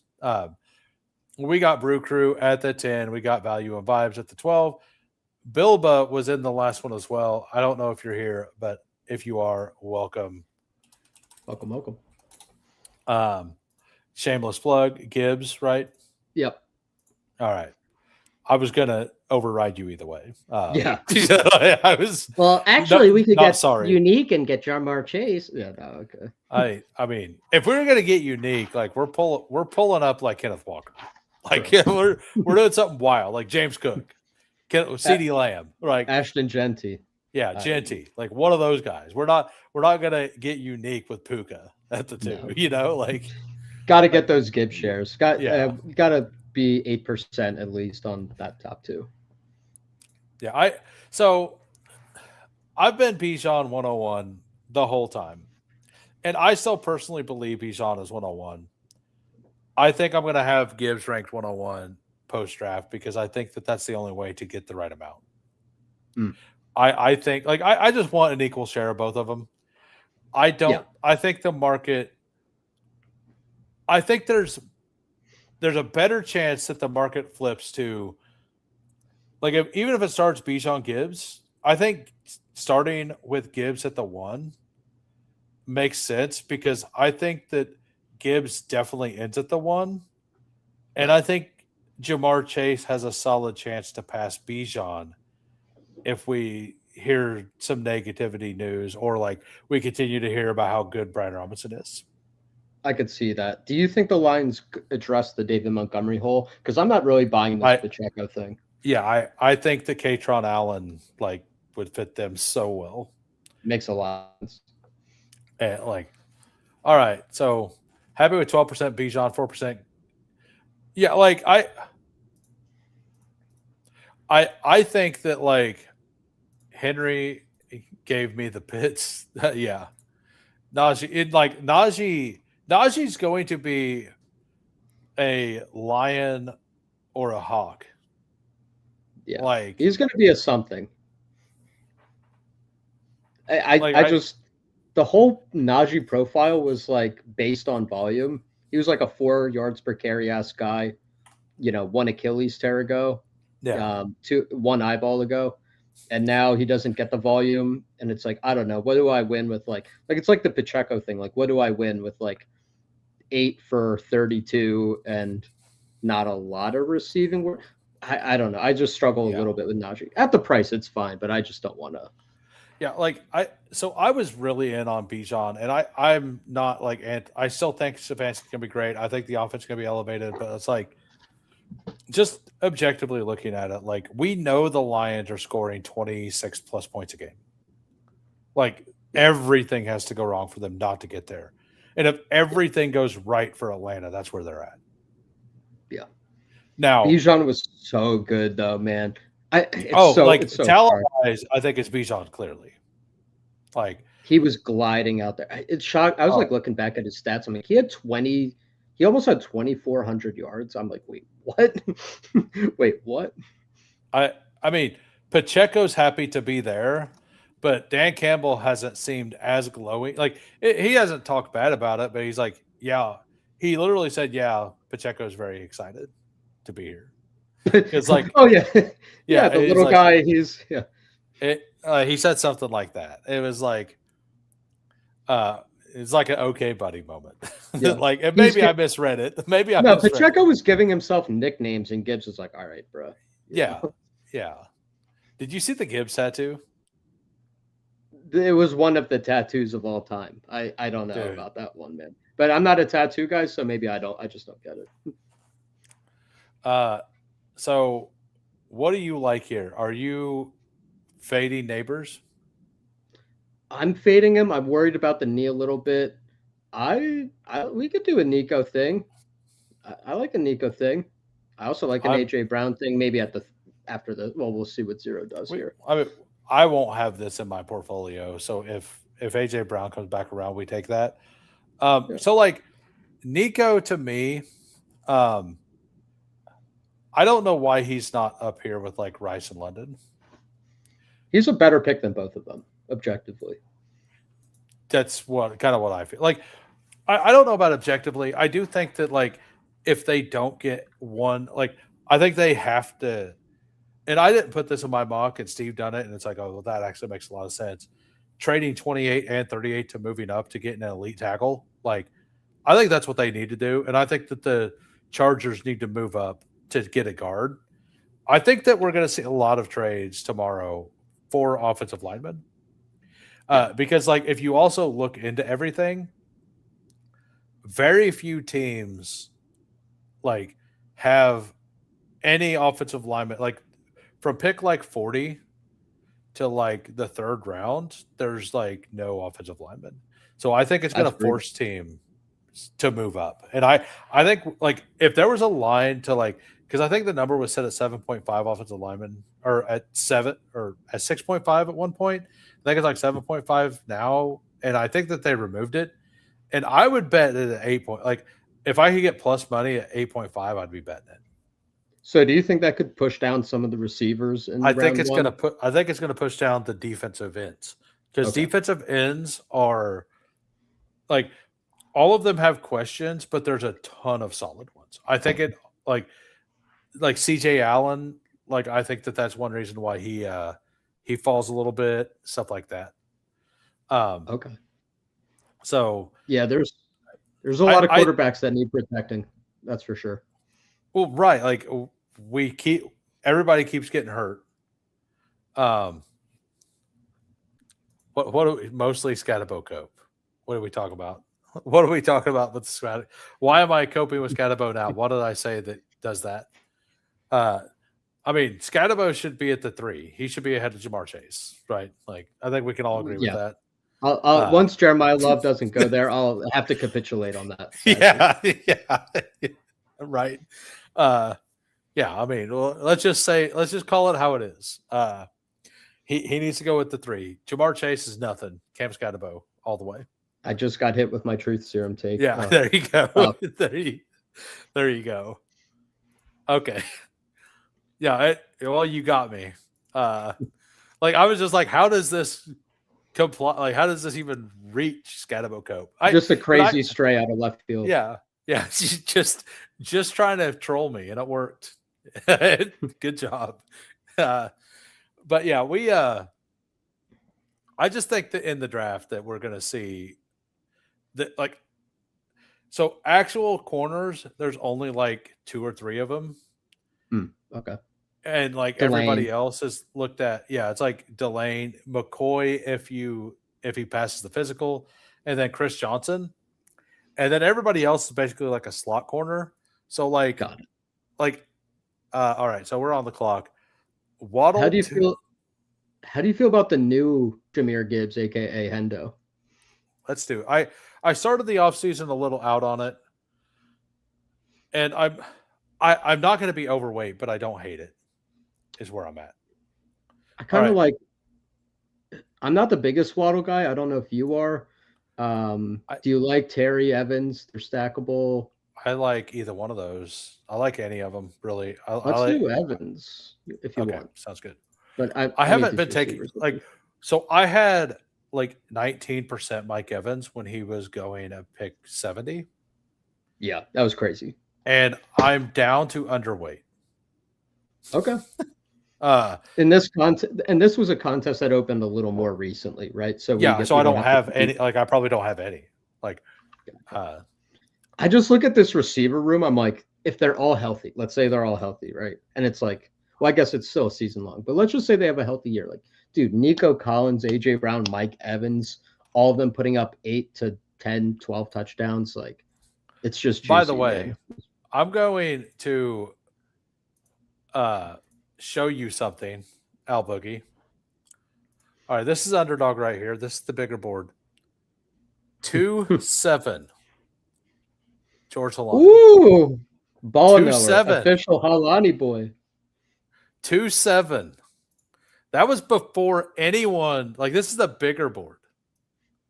I love that. On 2-7, before anybody talked about it, I was already saying that Seattle was going to be really dumb and let him walk, and that Halani was going to have a chance.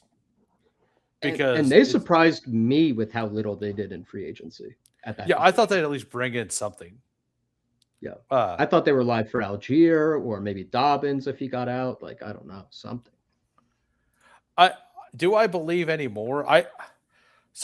What I believe is that if they don't trade back or trade up from, like, I think they have to take him at 32 or trade slightly back to get him. I think that I think all the buzz around the NFL is that there's only 2 running backs worth being a bell cow in this class. And even though Jadarian Price would be like the 6th or 7th back drafted in last year's class, he's going to go in round 2 because of that. And it's going to be mid to early round 2. Yeah. So, like, and if that doesn't happen, like, maybe they end up taking Jonah Coleman but there's a lot more questions with all the other guys. And, like, individual teams will like certain guys, and maybe they like Coleman, stuff like that. Yeah, keeping Shaheed like, Shaheed was more expensive, wasn't he? Like, I don't even think it was the same price. I think it was more expensive. He got like an extra $1 million or $2 million a year. It was like very concrete, like, we pick you. I was betting that Shaheed was leaving, and I got a whole bag of Torrey Horton. I still think Horton's fine at like the last, but I'm taking him 180. It's not that big of a deal. But like Shaheed, like the argument is that wide receiver is easier to get or is harder to find in the draft. But the problem is if they looked at the draft class, like there are no running backs. What are you doing? What are you, like? And like Charbonnet will come back like one day, and like he's still on the team. So like, are they gonna? They don't like.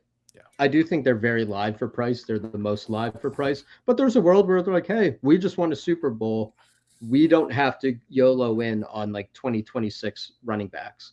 Like there's just a world where George Holani has like a Kenneth Gainwell type year, you know, or some third down back, you know. Let's say Price doesn't go there, and then they sign Najee Harris, right? And they go into the season with like one of the whatever running back they get, like let's say it's Emmett Johnson, but he sucked. Like now Holani, like there are some like I love like I would love for Emmett Johnson to be RB1 there. Yeah. And if he sucks, I was just bad at evaluating. It's fine. I'm good with that. But like Holani in that situation is actually like it's actually like worse situation for him because he would be a passing down guy, right? Right. Like he needs a Katron Allen to go. All right, so we're on the clock. I'm pretty bullish on Marv, but I don't know if you are. I'm not, but I want some. I want to be like so. Something else I'm going to do differently this year is I've circled the bottom 4 offenses in my opinion, and I'm going to be like around 4% at most on almost all of their players. I'm going to try that. Like, what offense do I think are going to be the worst in the league? Arizona is definitely one of them. Interesting. Miami's another one, and like other than like Achane is different. Like, and like obviously price matters in these things too. All right, so we got Michael Wilson. Like this is very ugly. Do you like Chuba as like potentially just he's healthy this year? He wasn't last year. Yeah, I'm like at the field with Chuba, and then like almost 2 times. Like I got like 13% everywhere of Brooks. Nice. So like I think that you just want to be in on Canales' offense or offense or running backs, right? Exactly. So like even if I didn't like Chuba's price, like I still want to be around the field, and like if I like Brooks' price, which is the situation, like I'll be overweight on that one, but still at the field, like in that situation. I feel very confident one of those two will have like 1,200, 1,300 total yards.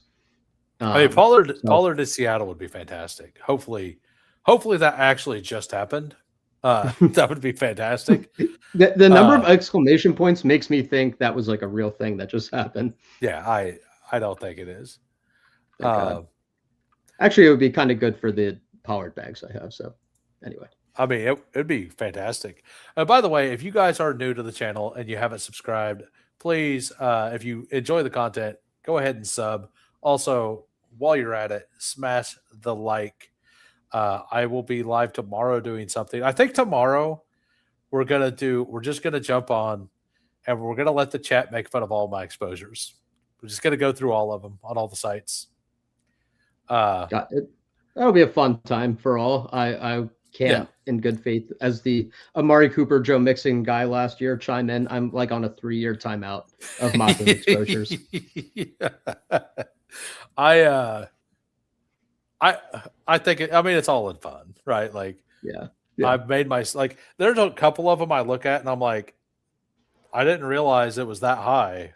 I like this player, but like Damon Claiborne, I got 15%. Like that's a thin bet, but it's a very high upside bet. Yeah, he could so be like he could have that Achane missile type week, right? You know, like I just feel like the gamble of him versus Katron Allen. Like I think Katron Allen is definitely going to have a role. Yep.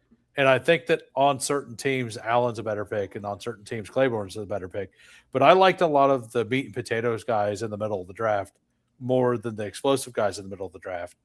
AKA, I like C-Rod over Keaton Mitchell kind of thing, right?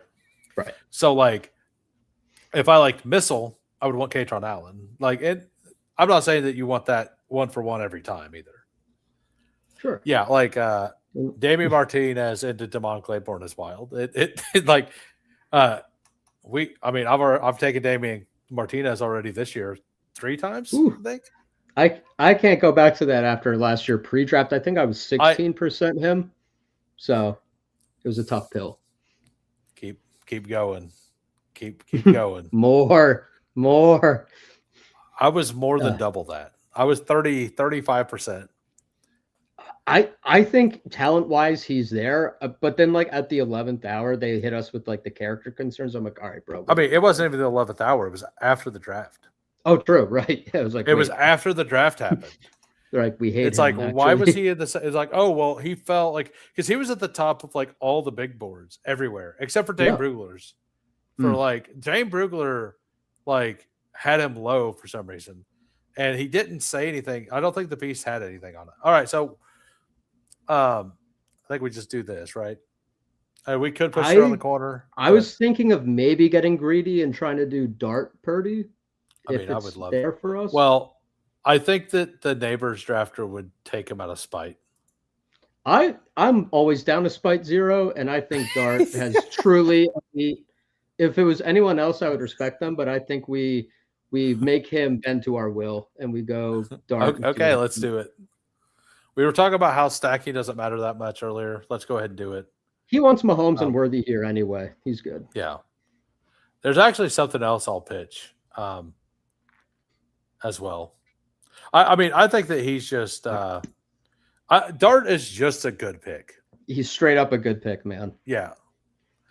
Like I was actually going to recommend to like move down and to stack up Gibbs with Goff if we didn't get it. Oh, true. Like we could do that. Yeah, we would have been fine. Yeah. Dart over Mahomes is wild.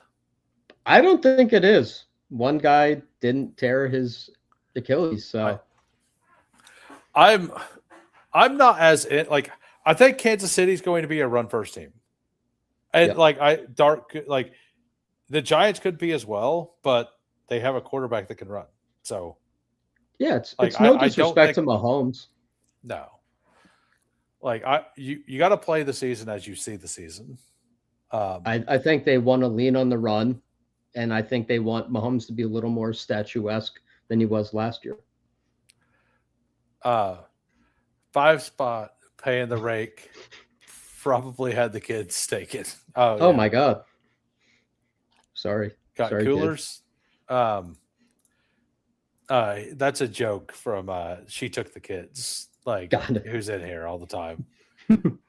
He's just always like, so did you know that like I can take the address here and type it into my chat, and then anybody in our YouTube chat can like click the link and they can go into the chat on Drafters and like interact and make fun of everybody on there. Oh, that's so sick. I did not know that. That's a pretty fun functional tool. And you could take the number because it just randomizes numbers at the end. You can literally just change the number and it'll send you in a different draft. Like oh, it goes like in order. Yeah, like let's go to this draft. All right. you can go in here and you can start chatting. So that's so funny. Yeah. Apparently I broke it. But yeah, you could just do that. Like the numbers at the end, they do that. I don't think that's something they meant to have in their process, but it is something you can do. And Pepper Tony found that out because I accidentally do it. Everybody come in here and troll FK Cooler's team. They might not have meant for it, but we appreciate it. Yeah. So like anybody in the chat can pop in there and then they can come and chat in the chat box. Love it. Love it. Yeah. And like, so Mike Rob, like when he found that out, he just enters random chats and like trolls people at random. That's so good. Give it to him, Mike Rob. Give it to him. Yeah. Give it to Zero. Mike Rob. Who's the neighbor's guy saying he doesn't want Dart. Okay, bro. Yeah. Okay. Yeah. Okay. Oh, you don't want Dart? Okay. Good likely story. Like yeah, so But yeah, it's just a little interesting thing. So we found that out because I copied the wrong link to send to Peppertoni one day, Mhm. and he just clicked it, and he was in my draft talking. That's I'm so like, good. okay, all right. So Chat's starting to pop. He did indeed want Dart. Says, I mean, narrator voice, just like yeah. I mean, he's actually in the draft, but like, nice. all right. So we have our 2 quarterbacks. We could take a third here. I feel pretty strong about our team. I'm not a I'm Gadsden down to guy, push. Okay. but I think Do you that like here, Holden as the post Wicks trade? It's kind of consolidated to the prime I three. think it's fine. Okay. And then like if Gadsden makes it back around, like I don't know, like I kind of just like Goddard and Kelsey more than Gadsden. I think I have a real love affair with Gadsden in the sense that like Mike McDaniel, so they don't have like a ton of like real wide receiver red zone threats, like big body, but Gadsden kind of profiles as that. And he was scheming up stuff for Waller, Dulcich, Jonnu, and it's like, man, Gadsden has more like run after the catch ability than any of those guys. Yes, he does. And like I don't know, like it feels like it could be really good, but it's like Dallas Goddard had 11 touchdowns last year, right? Yeah. Like It's a sweet spot. Kelsey had 900 yards, like almost 900 yards, right? That's true. Like I he had feel like we were 850 getting yards and 5 touchdowns. Like and Gadsden, yeah, he had some games. Like he had 703. But like he basically had like the same as Kelsey, but like there's so many weapons in the Chargers. And currently, like you have Walker, you have Rice, you have Worthy, and you have Kelsey. That's it. Yep. So like touchdown equity should be higher for Kelsey than Gadsden in theory, right? Yep. Like because Ladd, Trey Harris, QJ, and then the 3 running backs, right? Even if they score an extra like 7 touchdowns on the season, like I think Kelsey probably ends up with more touchdowns than Gadsden. I could see that. Like, I feel like, man, if you can work miracles on Jonnu and Waller and make us think that they're like a thing, that's Mike. Oh my god, that's Mike. He comes in here and like, so he's in there like she took the kids all the time, and he was just like trolling them. Like, no wonder she took the kids, stuff like that. Like, we're getting more clarity on what's happening there. Yeah.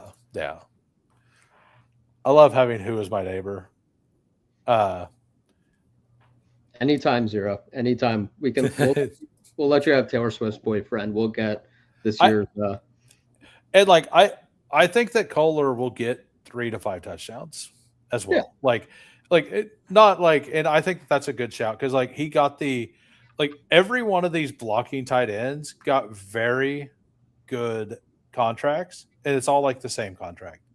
But like all of them have an ability to catch the ball, and all of them are going to be on the field in the red zone a lot. Yep. So I do think that this is another thing. And like you look at like KC, like Noah Gray will have some, but like it's not the same.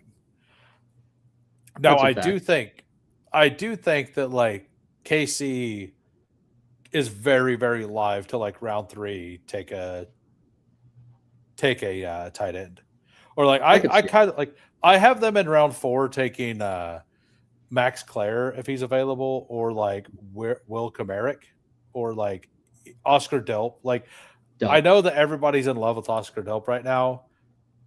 I don't know if the NFL teams are going to feel that way.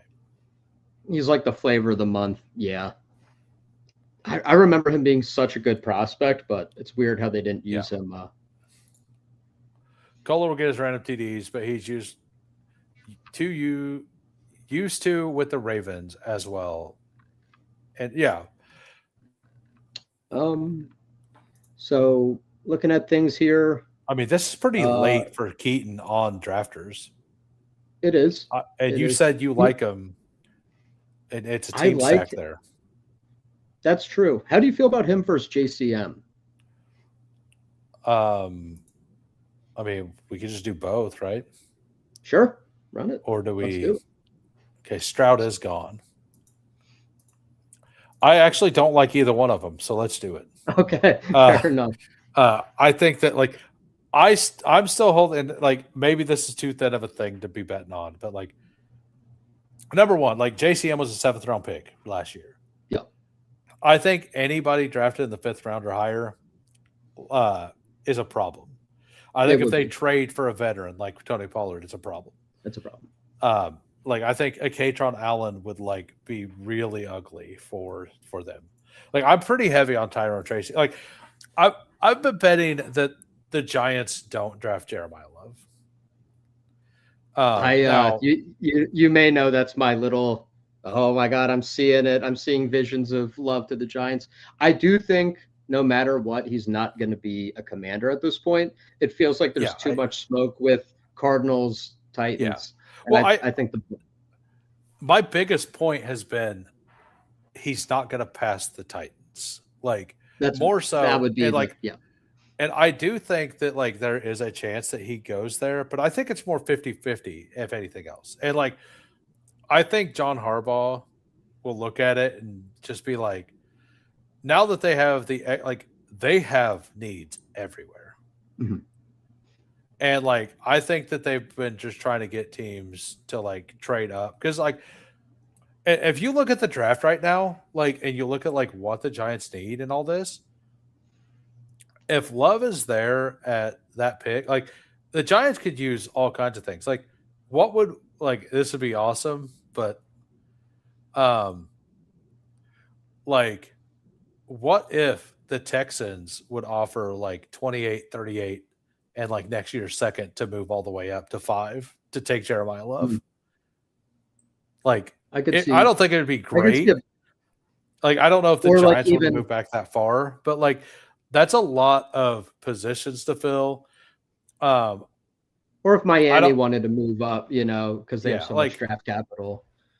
So Peter Strager's mock draft was on right before we went live. He had something that I hadn't thought about that makes a ton of sense, by the way. What's that? Kansas City and the Cowboys just swapping picks. Kansas City ending up with 12 and 20, and Cowboys moving up to 9 to assure Mansour Delaney.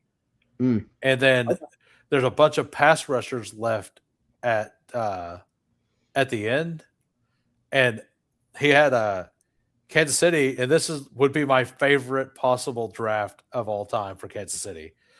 Ruben Bain is on, like, I'm higher on him than most people. I think he's the number 1 overall player, not just player in the draft, and like that's very, very uncommon. Like, I'm not worried about the short arms. So, like, if they could trade back and still get Bain, that's awesome. If they move up from 29 to 20, that's great. And if Omar Cooper's there and we take him, I'm like ecstatic. All right. So, how many tight ends does Zero have? Does he just have Kelsey? He has Bowers as well. Oh, he has Bowers too. Okay. I think just taking Henry, if he's there, makes sense. I think it's a tier break. Not to chance it.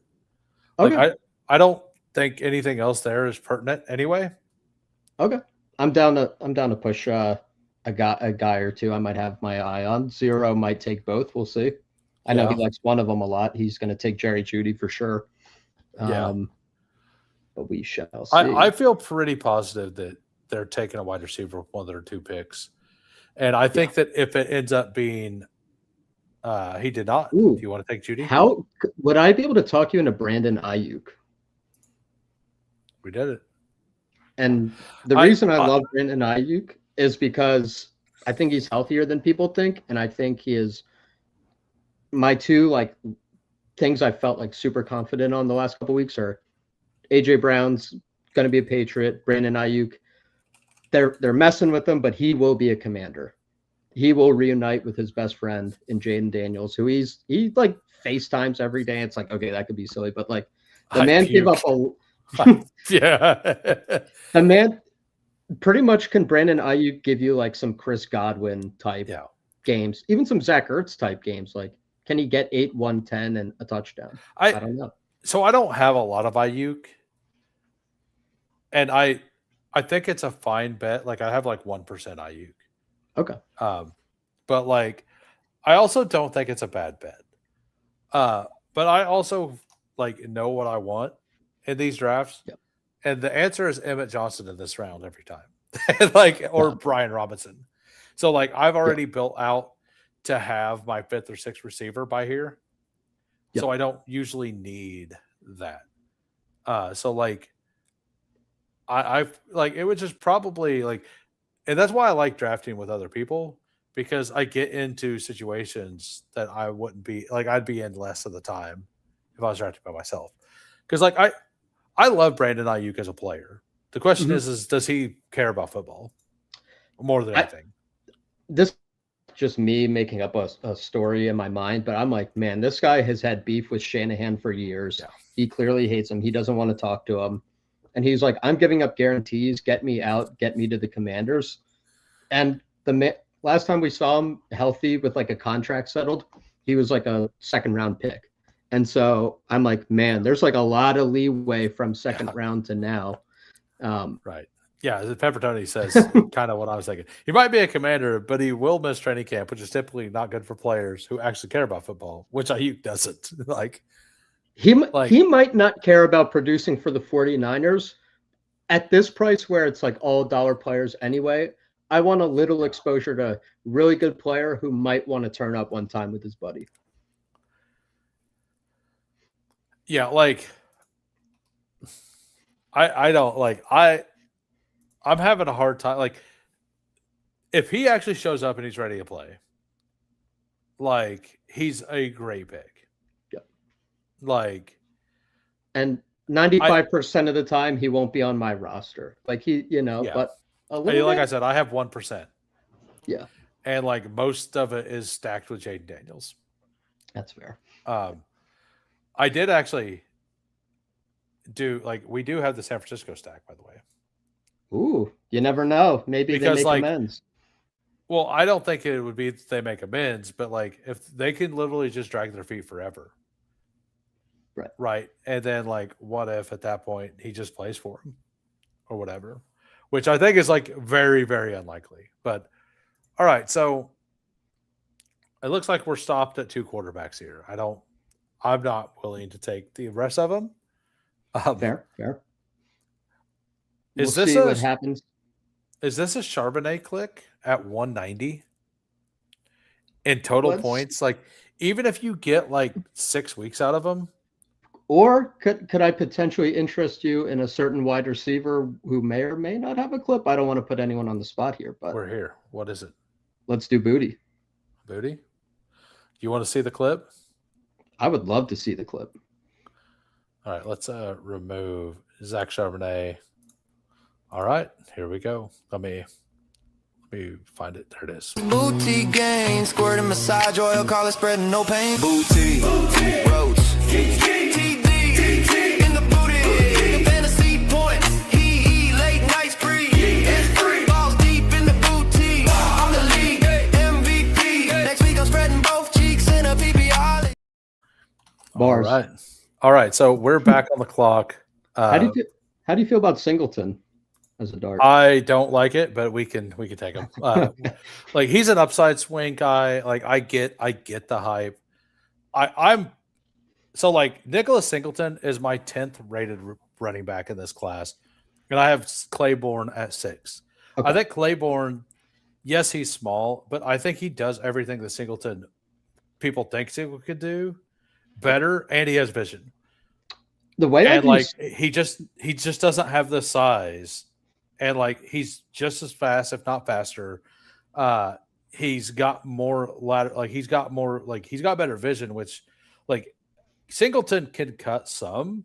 Yeah. And like Claiborne isn't like for his size isn't as shifty as you would love.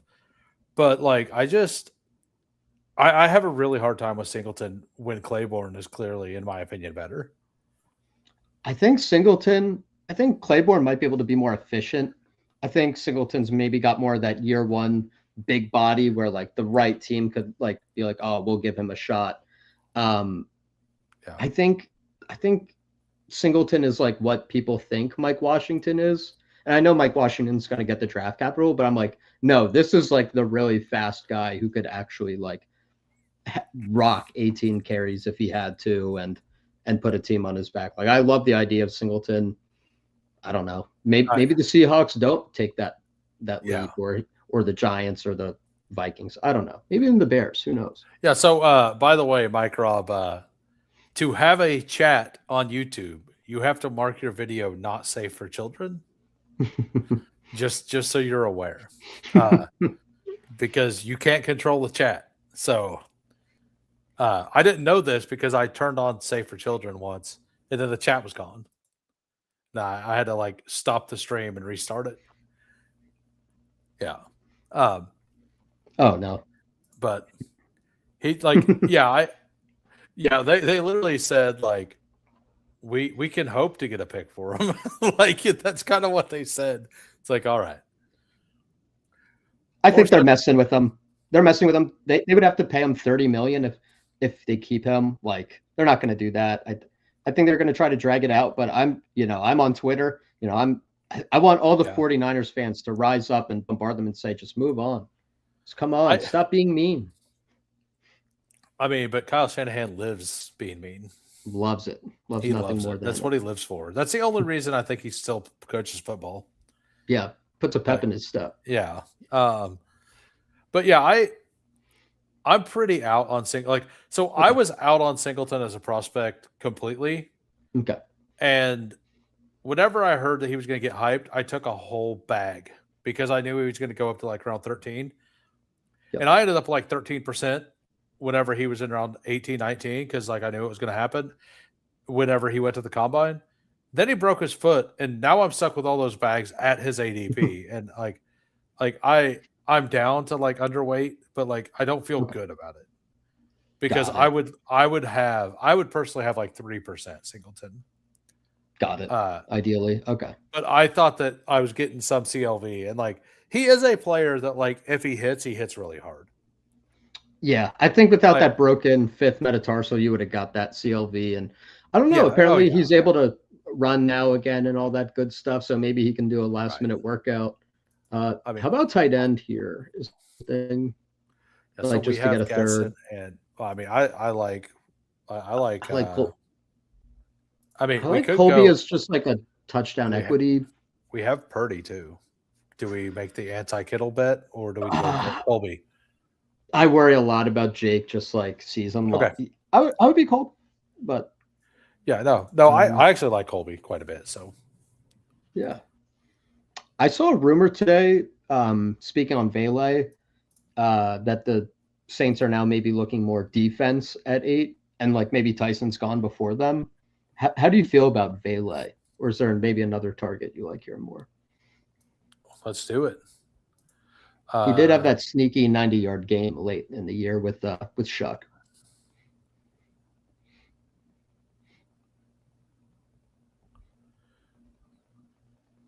He used to be one of my top 10 exposures. Oh, nice. And he fell all the way down to 9.2%. Okay. I think he's a good pick.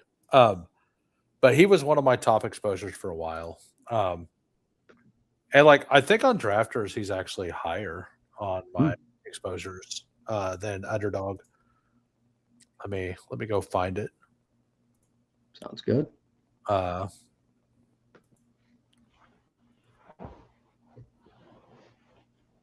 Because I think he's a better click on drafters as well. So he's like player 15. I got 11%. So like I take him around the field, and he's a player that's not drafted. Like I'm slightly overweight on him, and he's a player that's not 100% drafted. He's close, but he's not, right? Right. Yeah, I think he's a little bit. Shout out. Yeah, I worry about him well. And by the way, if you guys aren't subbed to Goofy Chicken, go give them a sub as well. I haven't been doing a good job shouting people out. Bayou Bengal, go give them a follow as well. Then Best Ball on Call was in here earlier. Give them a shout as well.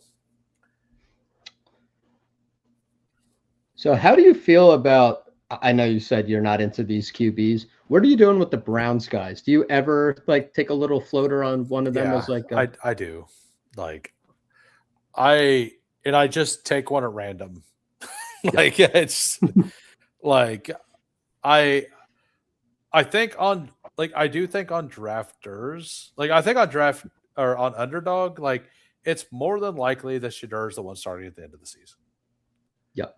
But if we get 10 weeks of Deshaun Watson, like he's gonna help you advance a little bit better, maybe. Yeah. Assuming the Browns offense isn't terrible. And I just hate when like you have such a sick team as I feel this one could be, and then like you hit like a 3-week skid where both your quarterbacks are hurt, and you're like, dude, I just like killed this team for no reason. I mean, I think if Ty Simpson's here, we take him because we got Harrison. Oh, I'd be down. That'd be cool. And if not, like if you want to throw on a Michael Penix, like that would be fine. Okay. Watson would be fine. You want to get really wild, we can move down here, take some Phillip Rivers. Some Tanner McKee if he gets traded to the Steelers. I mean, there are some like names out there. Like some people still believe Mac Jones is getting traded.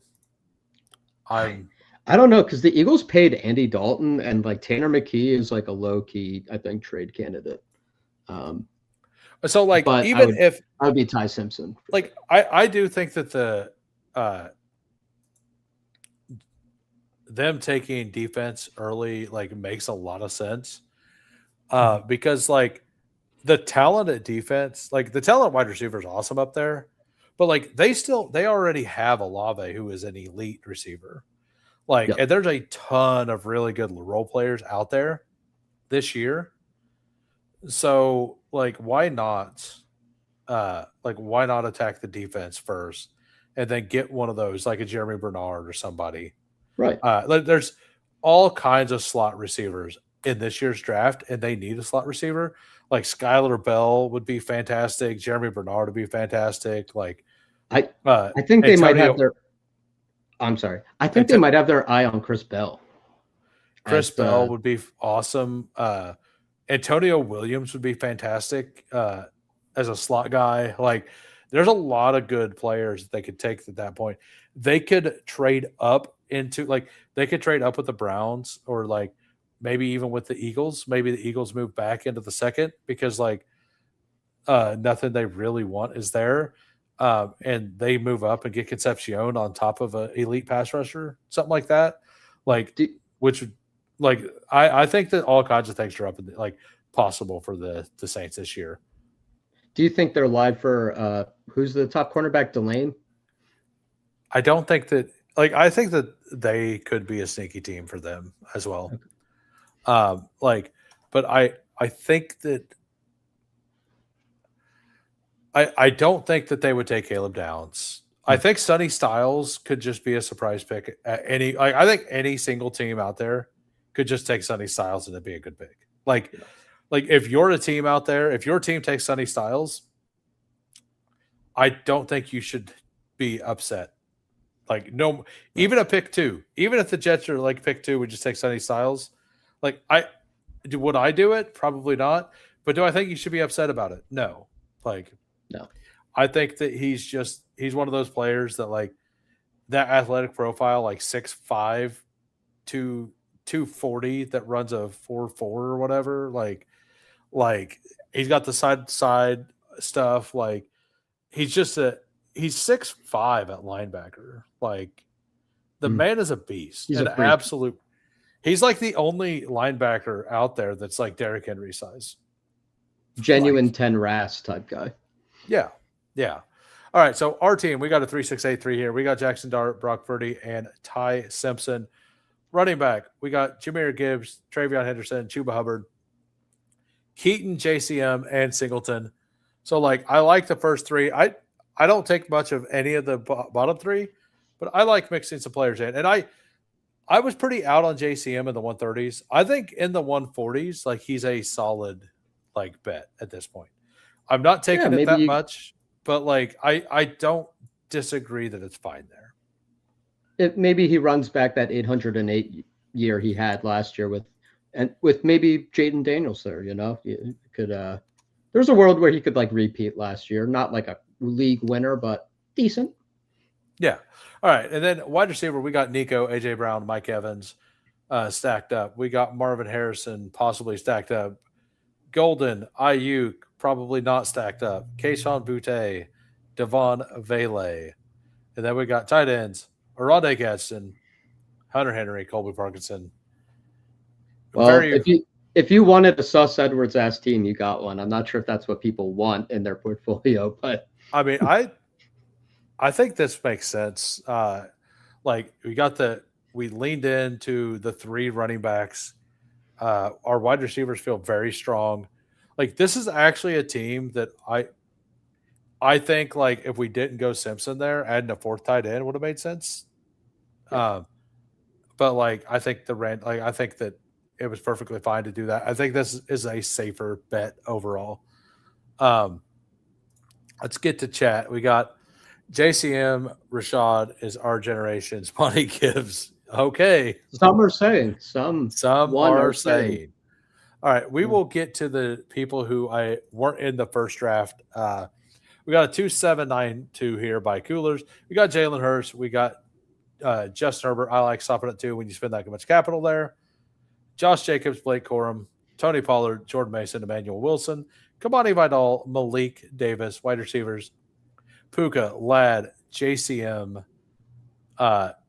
Xavier Worthy, Diggs, Trey Harris, Dontavian Wicks stacked up, Chimeri DK, Chris Bell, Trey McBride, and AJ Partner. You have Ladd stacked up as well, and Vidal. So the same little stack we had last time with Herbert. Always a solid team. So Chris Bell, by the way, was seen running today, like on the treadmill. I posted it in my Discord, and in FanSpeak Discord. I put it in the NFL News. But yeah, he was just running on a treadmill. Like that is part of rehab, right? Like so, It makes sense. But like to see him like kind of move, like obviously it was like a 20-second clip. It wasn't like a clip of him running for 20 minutes, like oh yeah, look, he's running 20 minutes. And maybe he only ran for a minute, which is a minute longer than I ran today. I think they say like you start with the straight, but like once you start seeing the lateral cuts, that's where you really know how it's going. Right. But he's so talented, it's worth a flyer. Well, I think that if he wasn't hurt, he would be talked about around Lemon. Yep. Like I think that he would be kind of ahead of Cooper, ahead of Lemon. I personally think Lemon and Cooper are closer than most of the best ball community thinks as players. Okay. And I know a lot of people have Casey Concepcion over both of them. But I think that there's kind of a clear top. And I think that if Chris Bell ends up starting week 5 like Christian Watson last year, he's one of the single best picks on the board.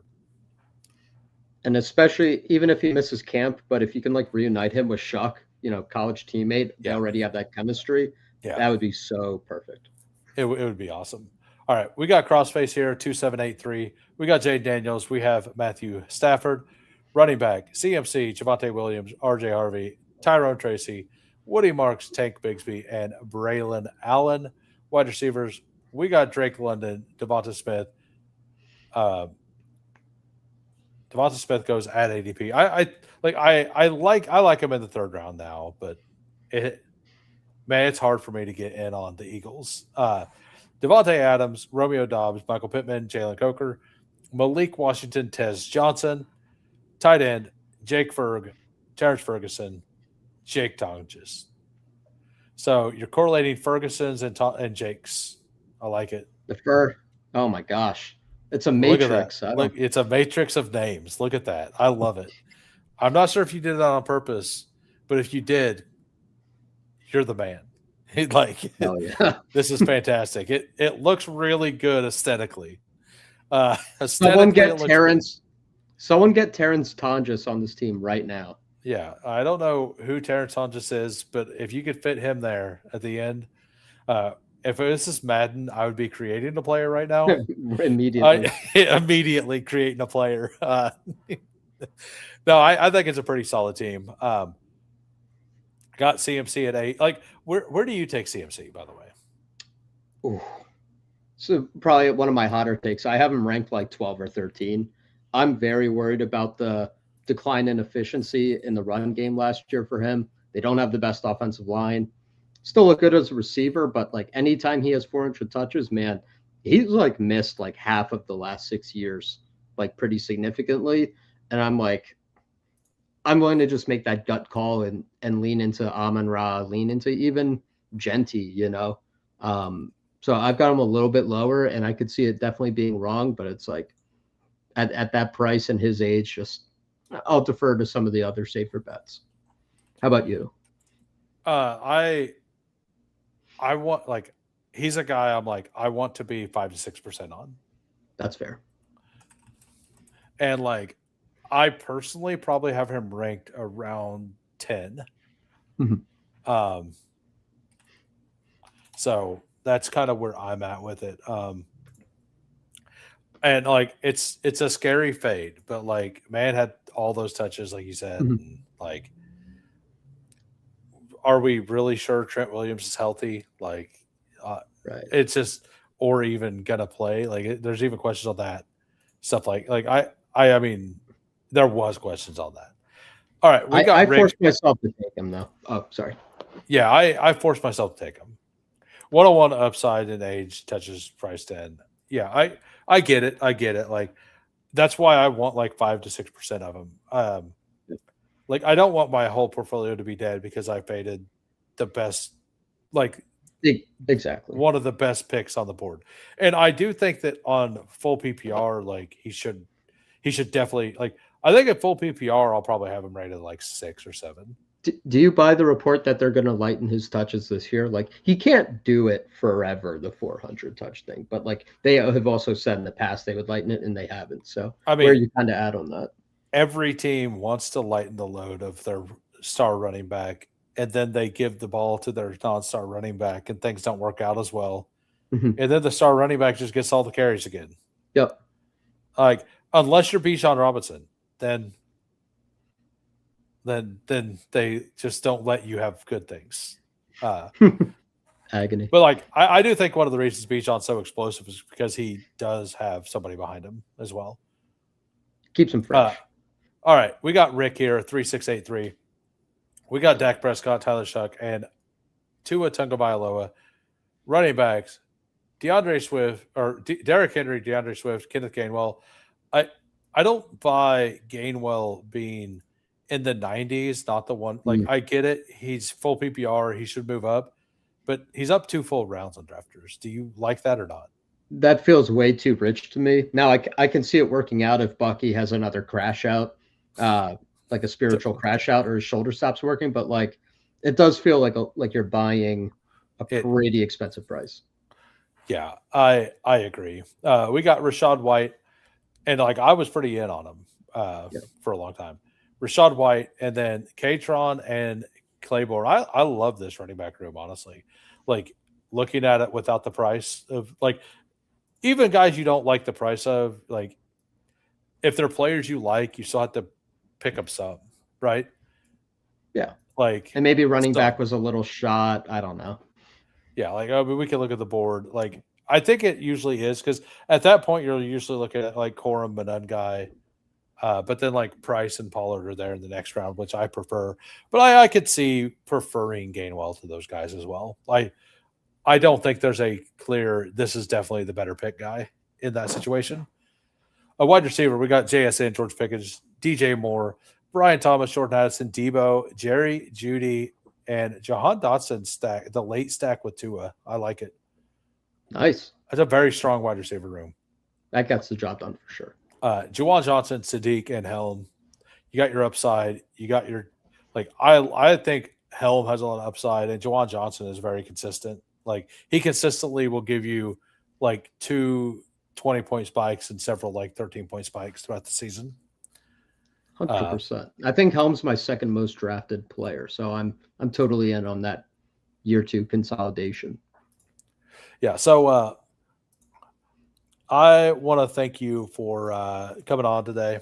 We talked about doing it before, and I didn't get back to you because I was just trying to like basically a couple weeks ago my PC started acting really weird, and I got that all sorted out. I had my buddy come over today. Like I did some things. I bought a new graphics card, put it in, changed out the old. Then it was doing the same thing, so I put the old one back in because it was stronger.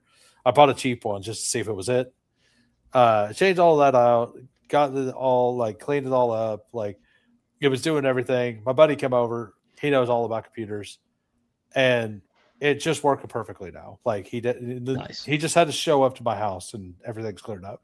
I also kept hitting you up like every time a contest was like closing. I'm like, you want to draft? You're like, there's no contest right now. I'm like, oh It's yeah, like, you're well, right. Yeah, it's like I'm maxed. I'm maxed here. I'm maxed there. Like I don't really like doing the drafters one because you gotta but we got 15, 16 if you want to write it down somewhere for this contest. Okay. Like just keep a note of it. Like, I mean, I'll probably try to write it down, and like I have little sticky notes all over my desk. Like it's a mess. That's actually how I used to like figure out people's names in chat. It's like I would write it down, like Darkside Dev Duvon. Like that's what. And then like I stopped because everybody had a different one on different sites. So like it's like I'm only doing underdog names. There should be a fantasy football accountant, equity accountant who, like, for the love of the game, keeps track of all the split teams. Yeah, like I think some people would hate that. You'd be like, "Oh, well, I'm trying to be. I don't want this. Like, I'm looked at negatively over here, so I don't want it to be negatively over there." Kind of thing. That's like fair. you know, like if you ever played like League of Legends or anything with an elo, it's the whole Smurfy thing. Oh well, I'm just running bad. I don't actually it suck. wasn't my year. I don't actually suck at this. I just got something variance. Yeah, it was definitely somebody else's fault that I suck, not Naturally. mine. Like, but yeah, but I'm gonna head out. I'm gonna jump on tomorrow. Just kind of like do a rough. I'll probably do like a DraftKings draft if they're still up, and then jump on and look at my exposures so everybody can make fun of me. And then hopefully I think I'm going to make a barbecue tomorrow. Oh, that's a vibe. It'll be finishing right about the time the draft end starts up. I'm actually going to go buy it here in a little bit. But anything you want to tell everybody before we head out? No, just thanks so much for having me. Had a great time. Feel like we drafted some solid teams. Do you want to make them different or the same? Yeah. Love it. Yeah, so just thanks for having me. Had a great time. You're a hot take guy, and you said you weren't going to give hot takes. Give us your hot take before we log out. Like, what is your one hot take? I think my hottest take, I got to follow my exposures. Terrence Ferguson will be a top 5 fantasy tight end this year. I like it. He like, you know what his yards per route run was last year, right? Like, or it his high. yards per reception. No, yards per route run. Oh, was that pretty high too? Dude, like, or no, his ADOT. It was his ADOT. Do you know what his ADOT was? I have the numbers wrong. His ADOT was almost 7 yards higher than the number 2 tight end. It's crazy, dude. They use him like a seam stretching like wide receiver almost. Rams, it's hard to learn that system. Tight end is hard to learn on its own. Yeah. And the Rams had the second most fantasy points as like a pie for tight ends last year, 14 touchdowns. Couldn't he just consolidate to be like an 80% route guy over Colby, over B, who got half of what Charlie Kohler and Daniel Bellinger got, $4 million a year. And he's just like the functional third receiver. He reminds me a lot of like Kyle Pitts, but like can block better and he's not as soft. Like, I don't know. The athleticism, wingspan, system, it's all shaping up. And McVay was glazing him. So I don't know. He was, well, they spent an early second on him, right? I believe it Yep. was like did they trade up for him or did they trade back and then take? I Did they they might have trade traded back up. out? I think I forget. I don't remember what pick he was, but like the Rams have been looking for a tight end for a while. They spent the capital on this one. He had an 18 A dot. I didn't have to look it up because I remember it. Number 2 was 11 at tight end. Like 18 A dot is crazy for a wide receiver. They And like the Rams traded their first round pick this year to get him, according to Google AI. that's what I not a thought. lie. I thought they Yeah. traded up to get him. So like they Yeah. believe in him, and McVay Yes. was glazing him. Like though he can run. I know he ran more deep routes last year, but he's like, I think he can win short and intermediate. And he got hurt last year, which kind of hurt his breakout a little bit. But like you've seen it in the postseason, they were sending him on seam routes. yes, And that's why his A dot's so high. And they're going to use the 12 personnel stuff. I do think that if they trade up for a wide receiver, like I think they will, I think that's a little worse for him because there'll be less 12 personnel. Unless they end up trading Devontae Adams like they were hinting towards earlier, but I don't think that happens if they're all in. But like I think that he definitely has the most upside down there. Like whenever I did my original ranks, I had him ranked at like 150. And because tight end is just so easy to get, I moved him down. Yeah.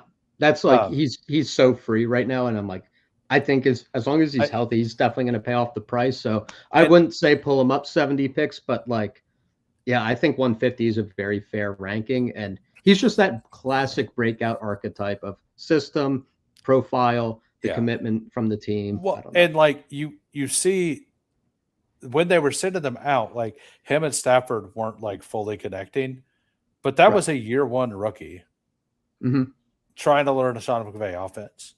This year, I assume that that's going to be cleaned up and he's going to be able to be, and like, I'm talking him up and like, I'm overweight, but not like massively overweight, just because of like how I've built. And like, I kind of think that like Parkinson is like guaranteed to get like 5 to 8 touchdowns and Ferguson is like the boom guy. So like, I generally don't, I think that both of them are mispriced.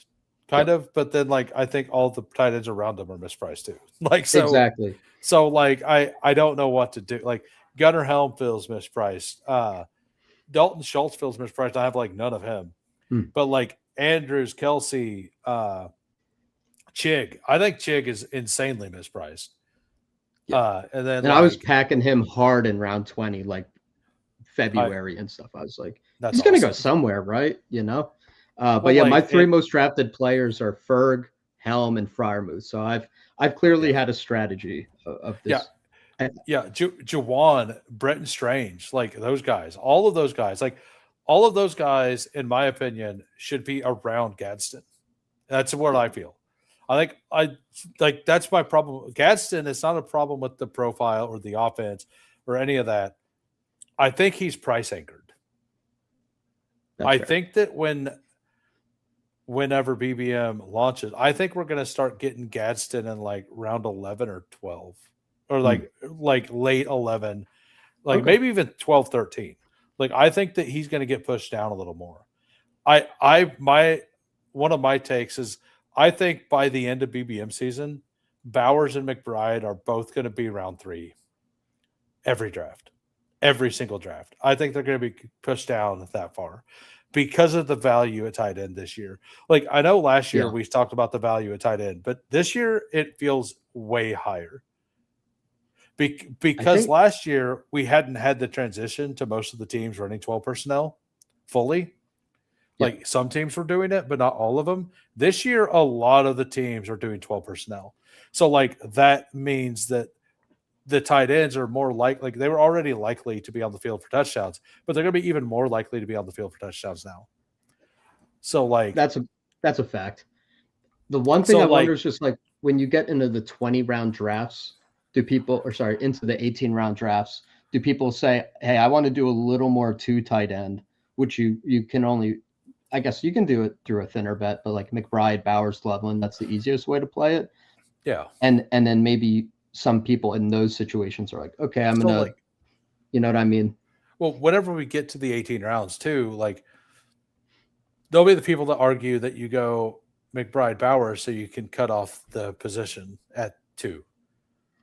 Yep. I think if you take McBride Bowers, like,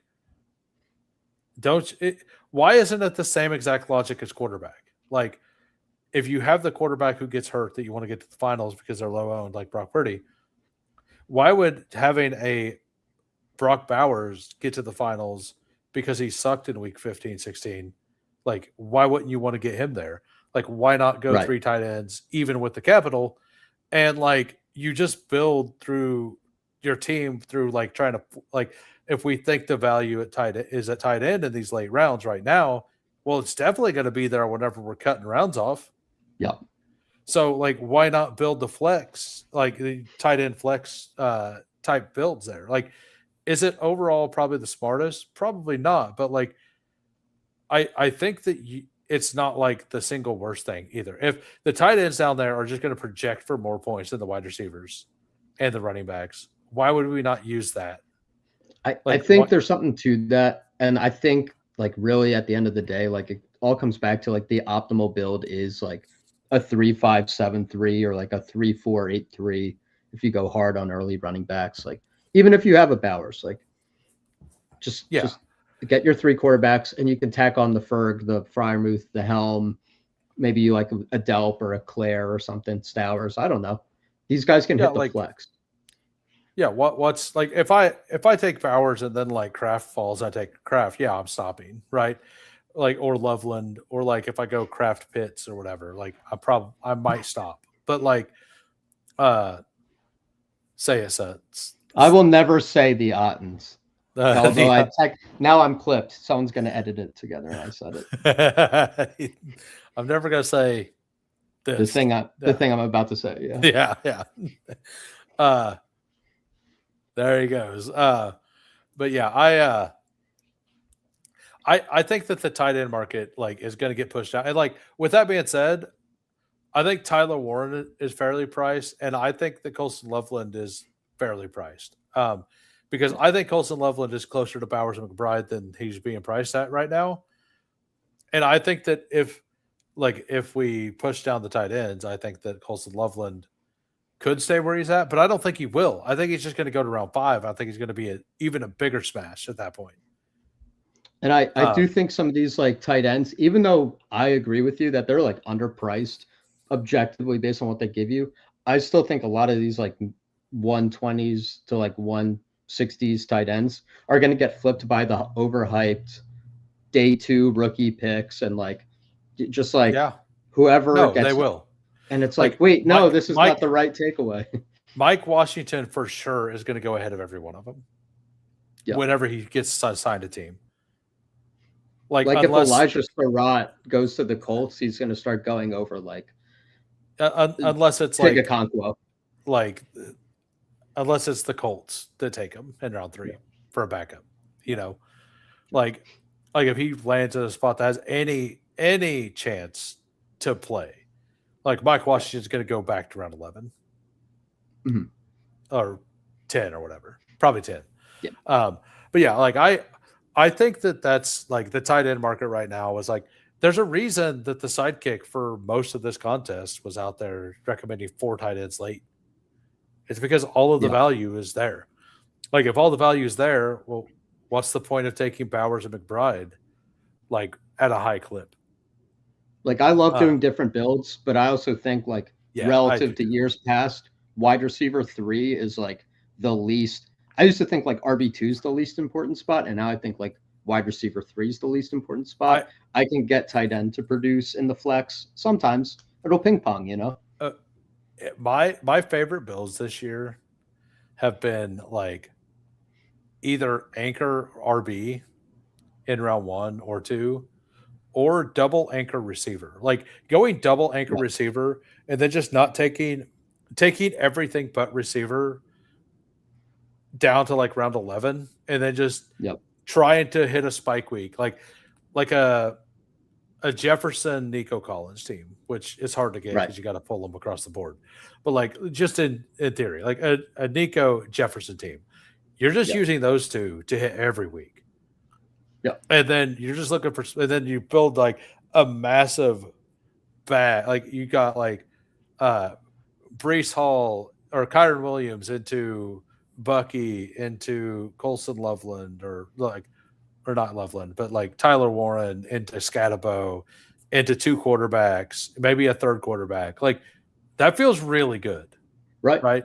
Like you could change names around if you don't like those players, but like those builds feel really good because Like my finals teams last year, a bunch of them were like Puka Olave teams.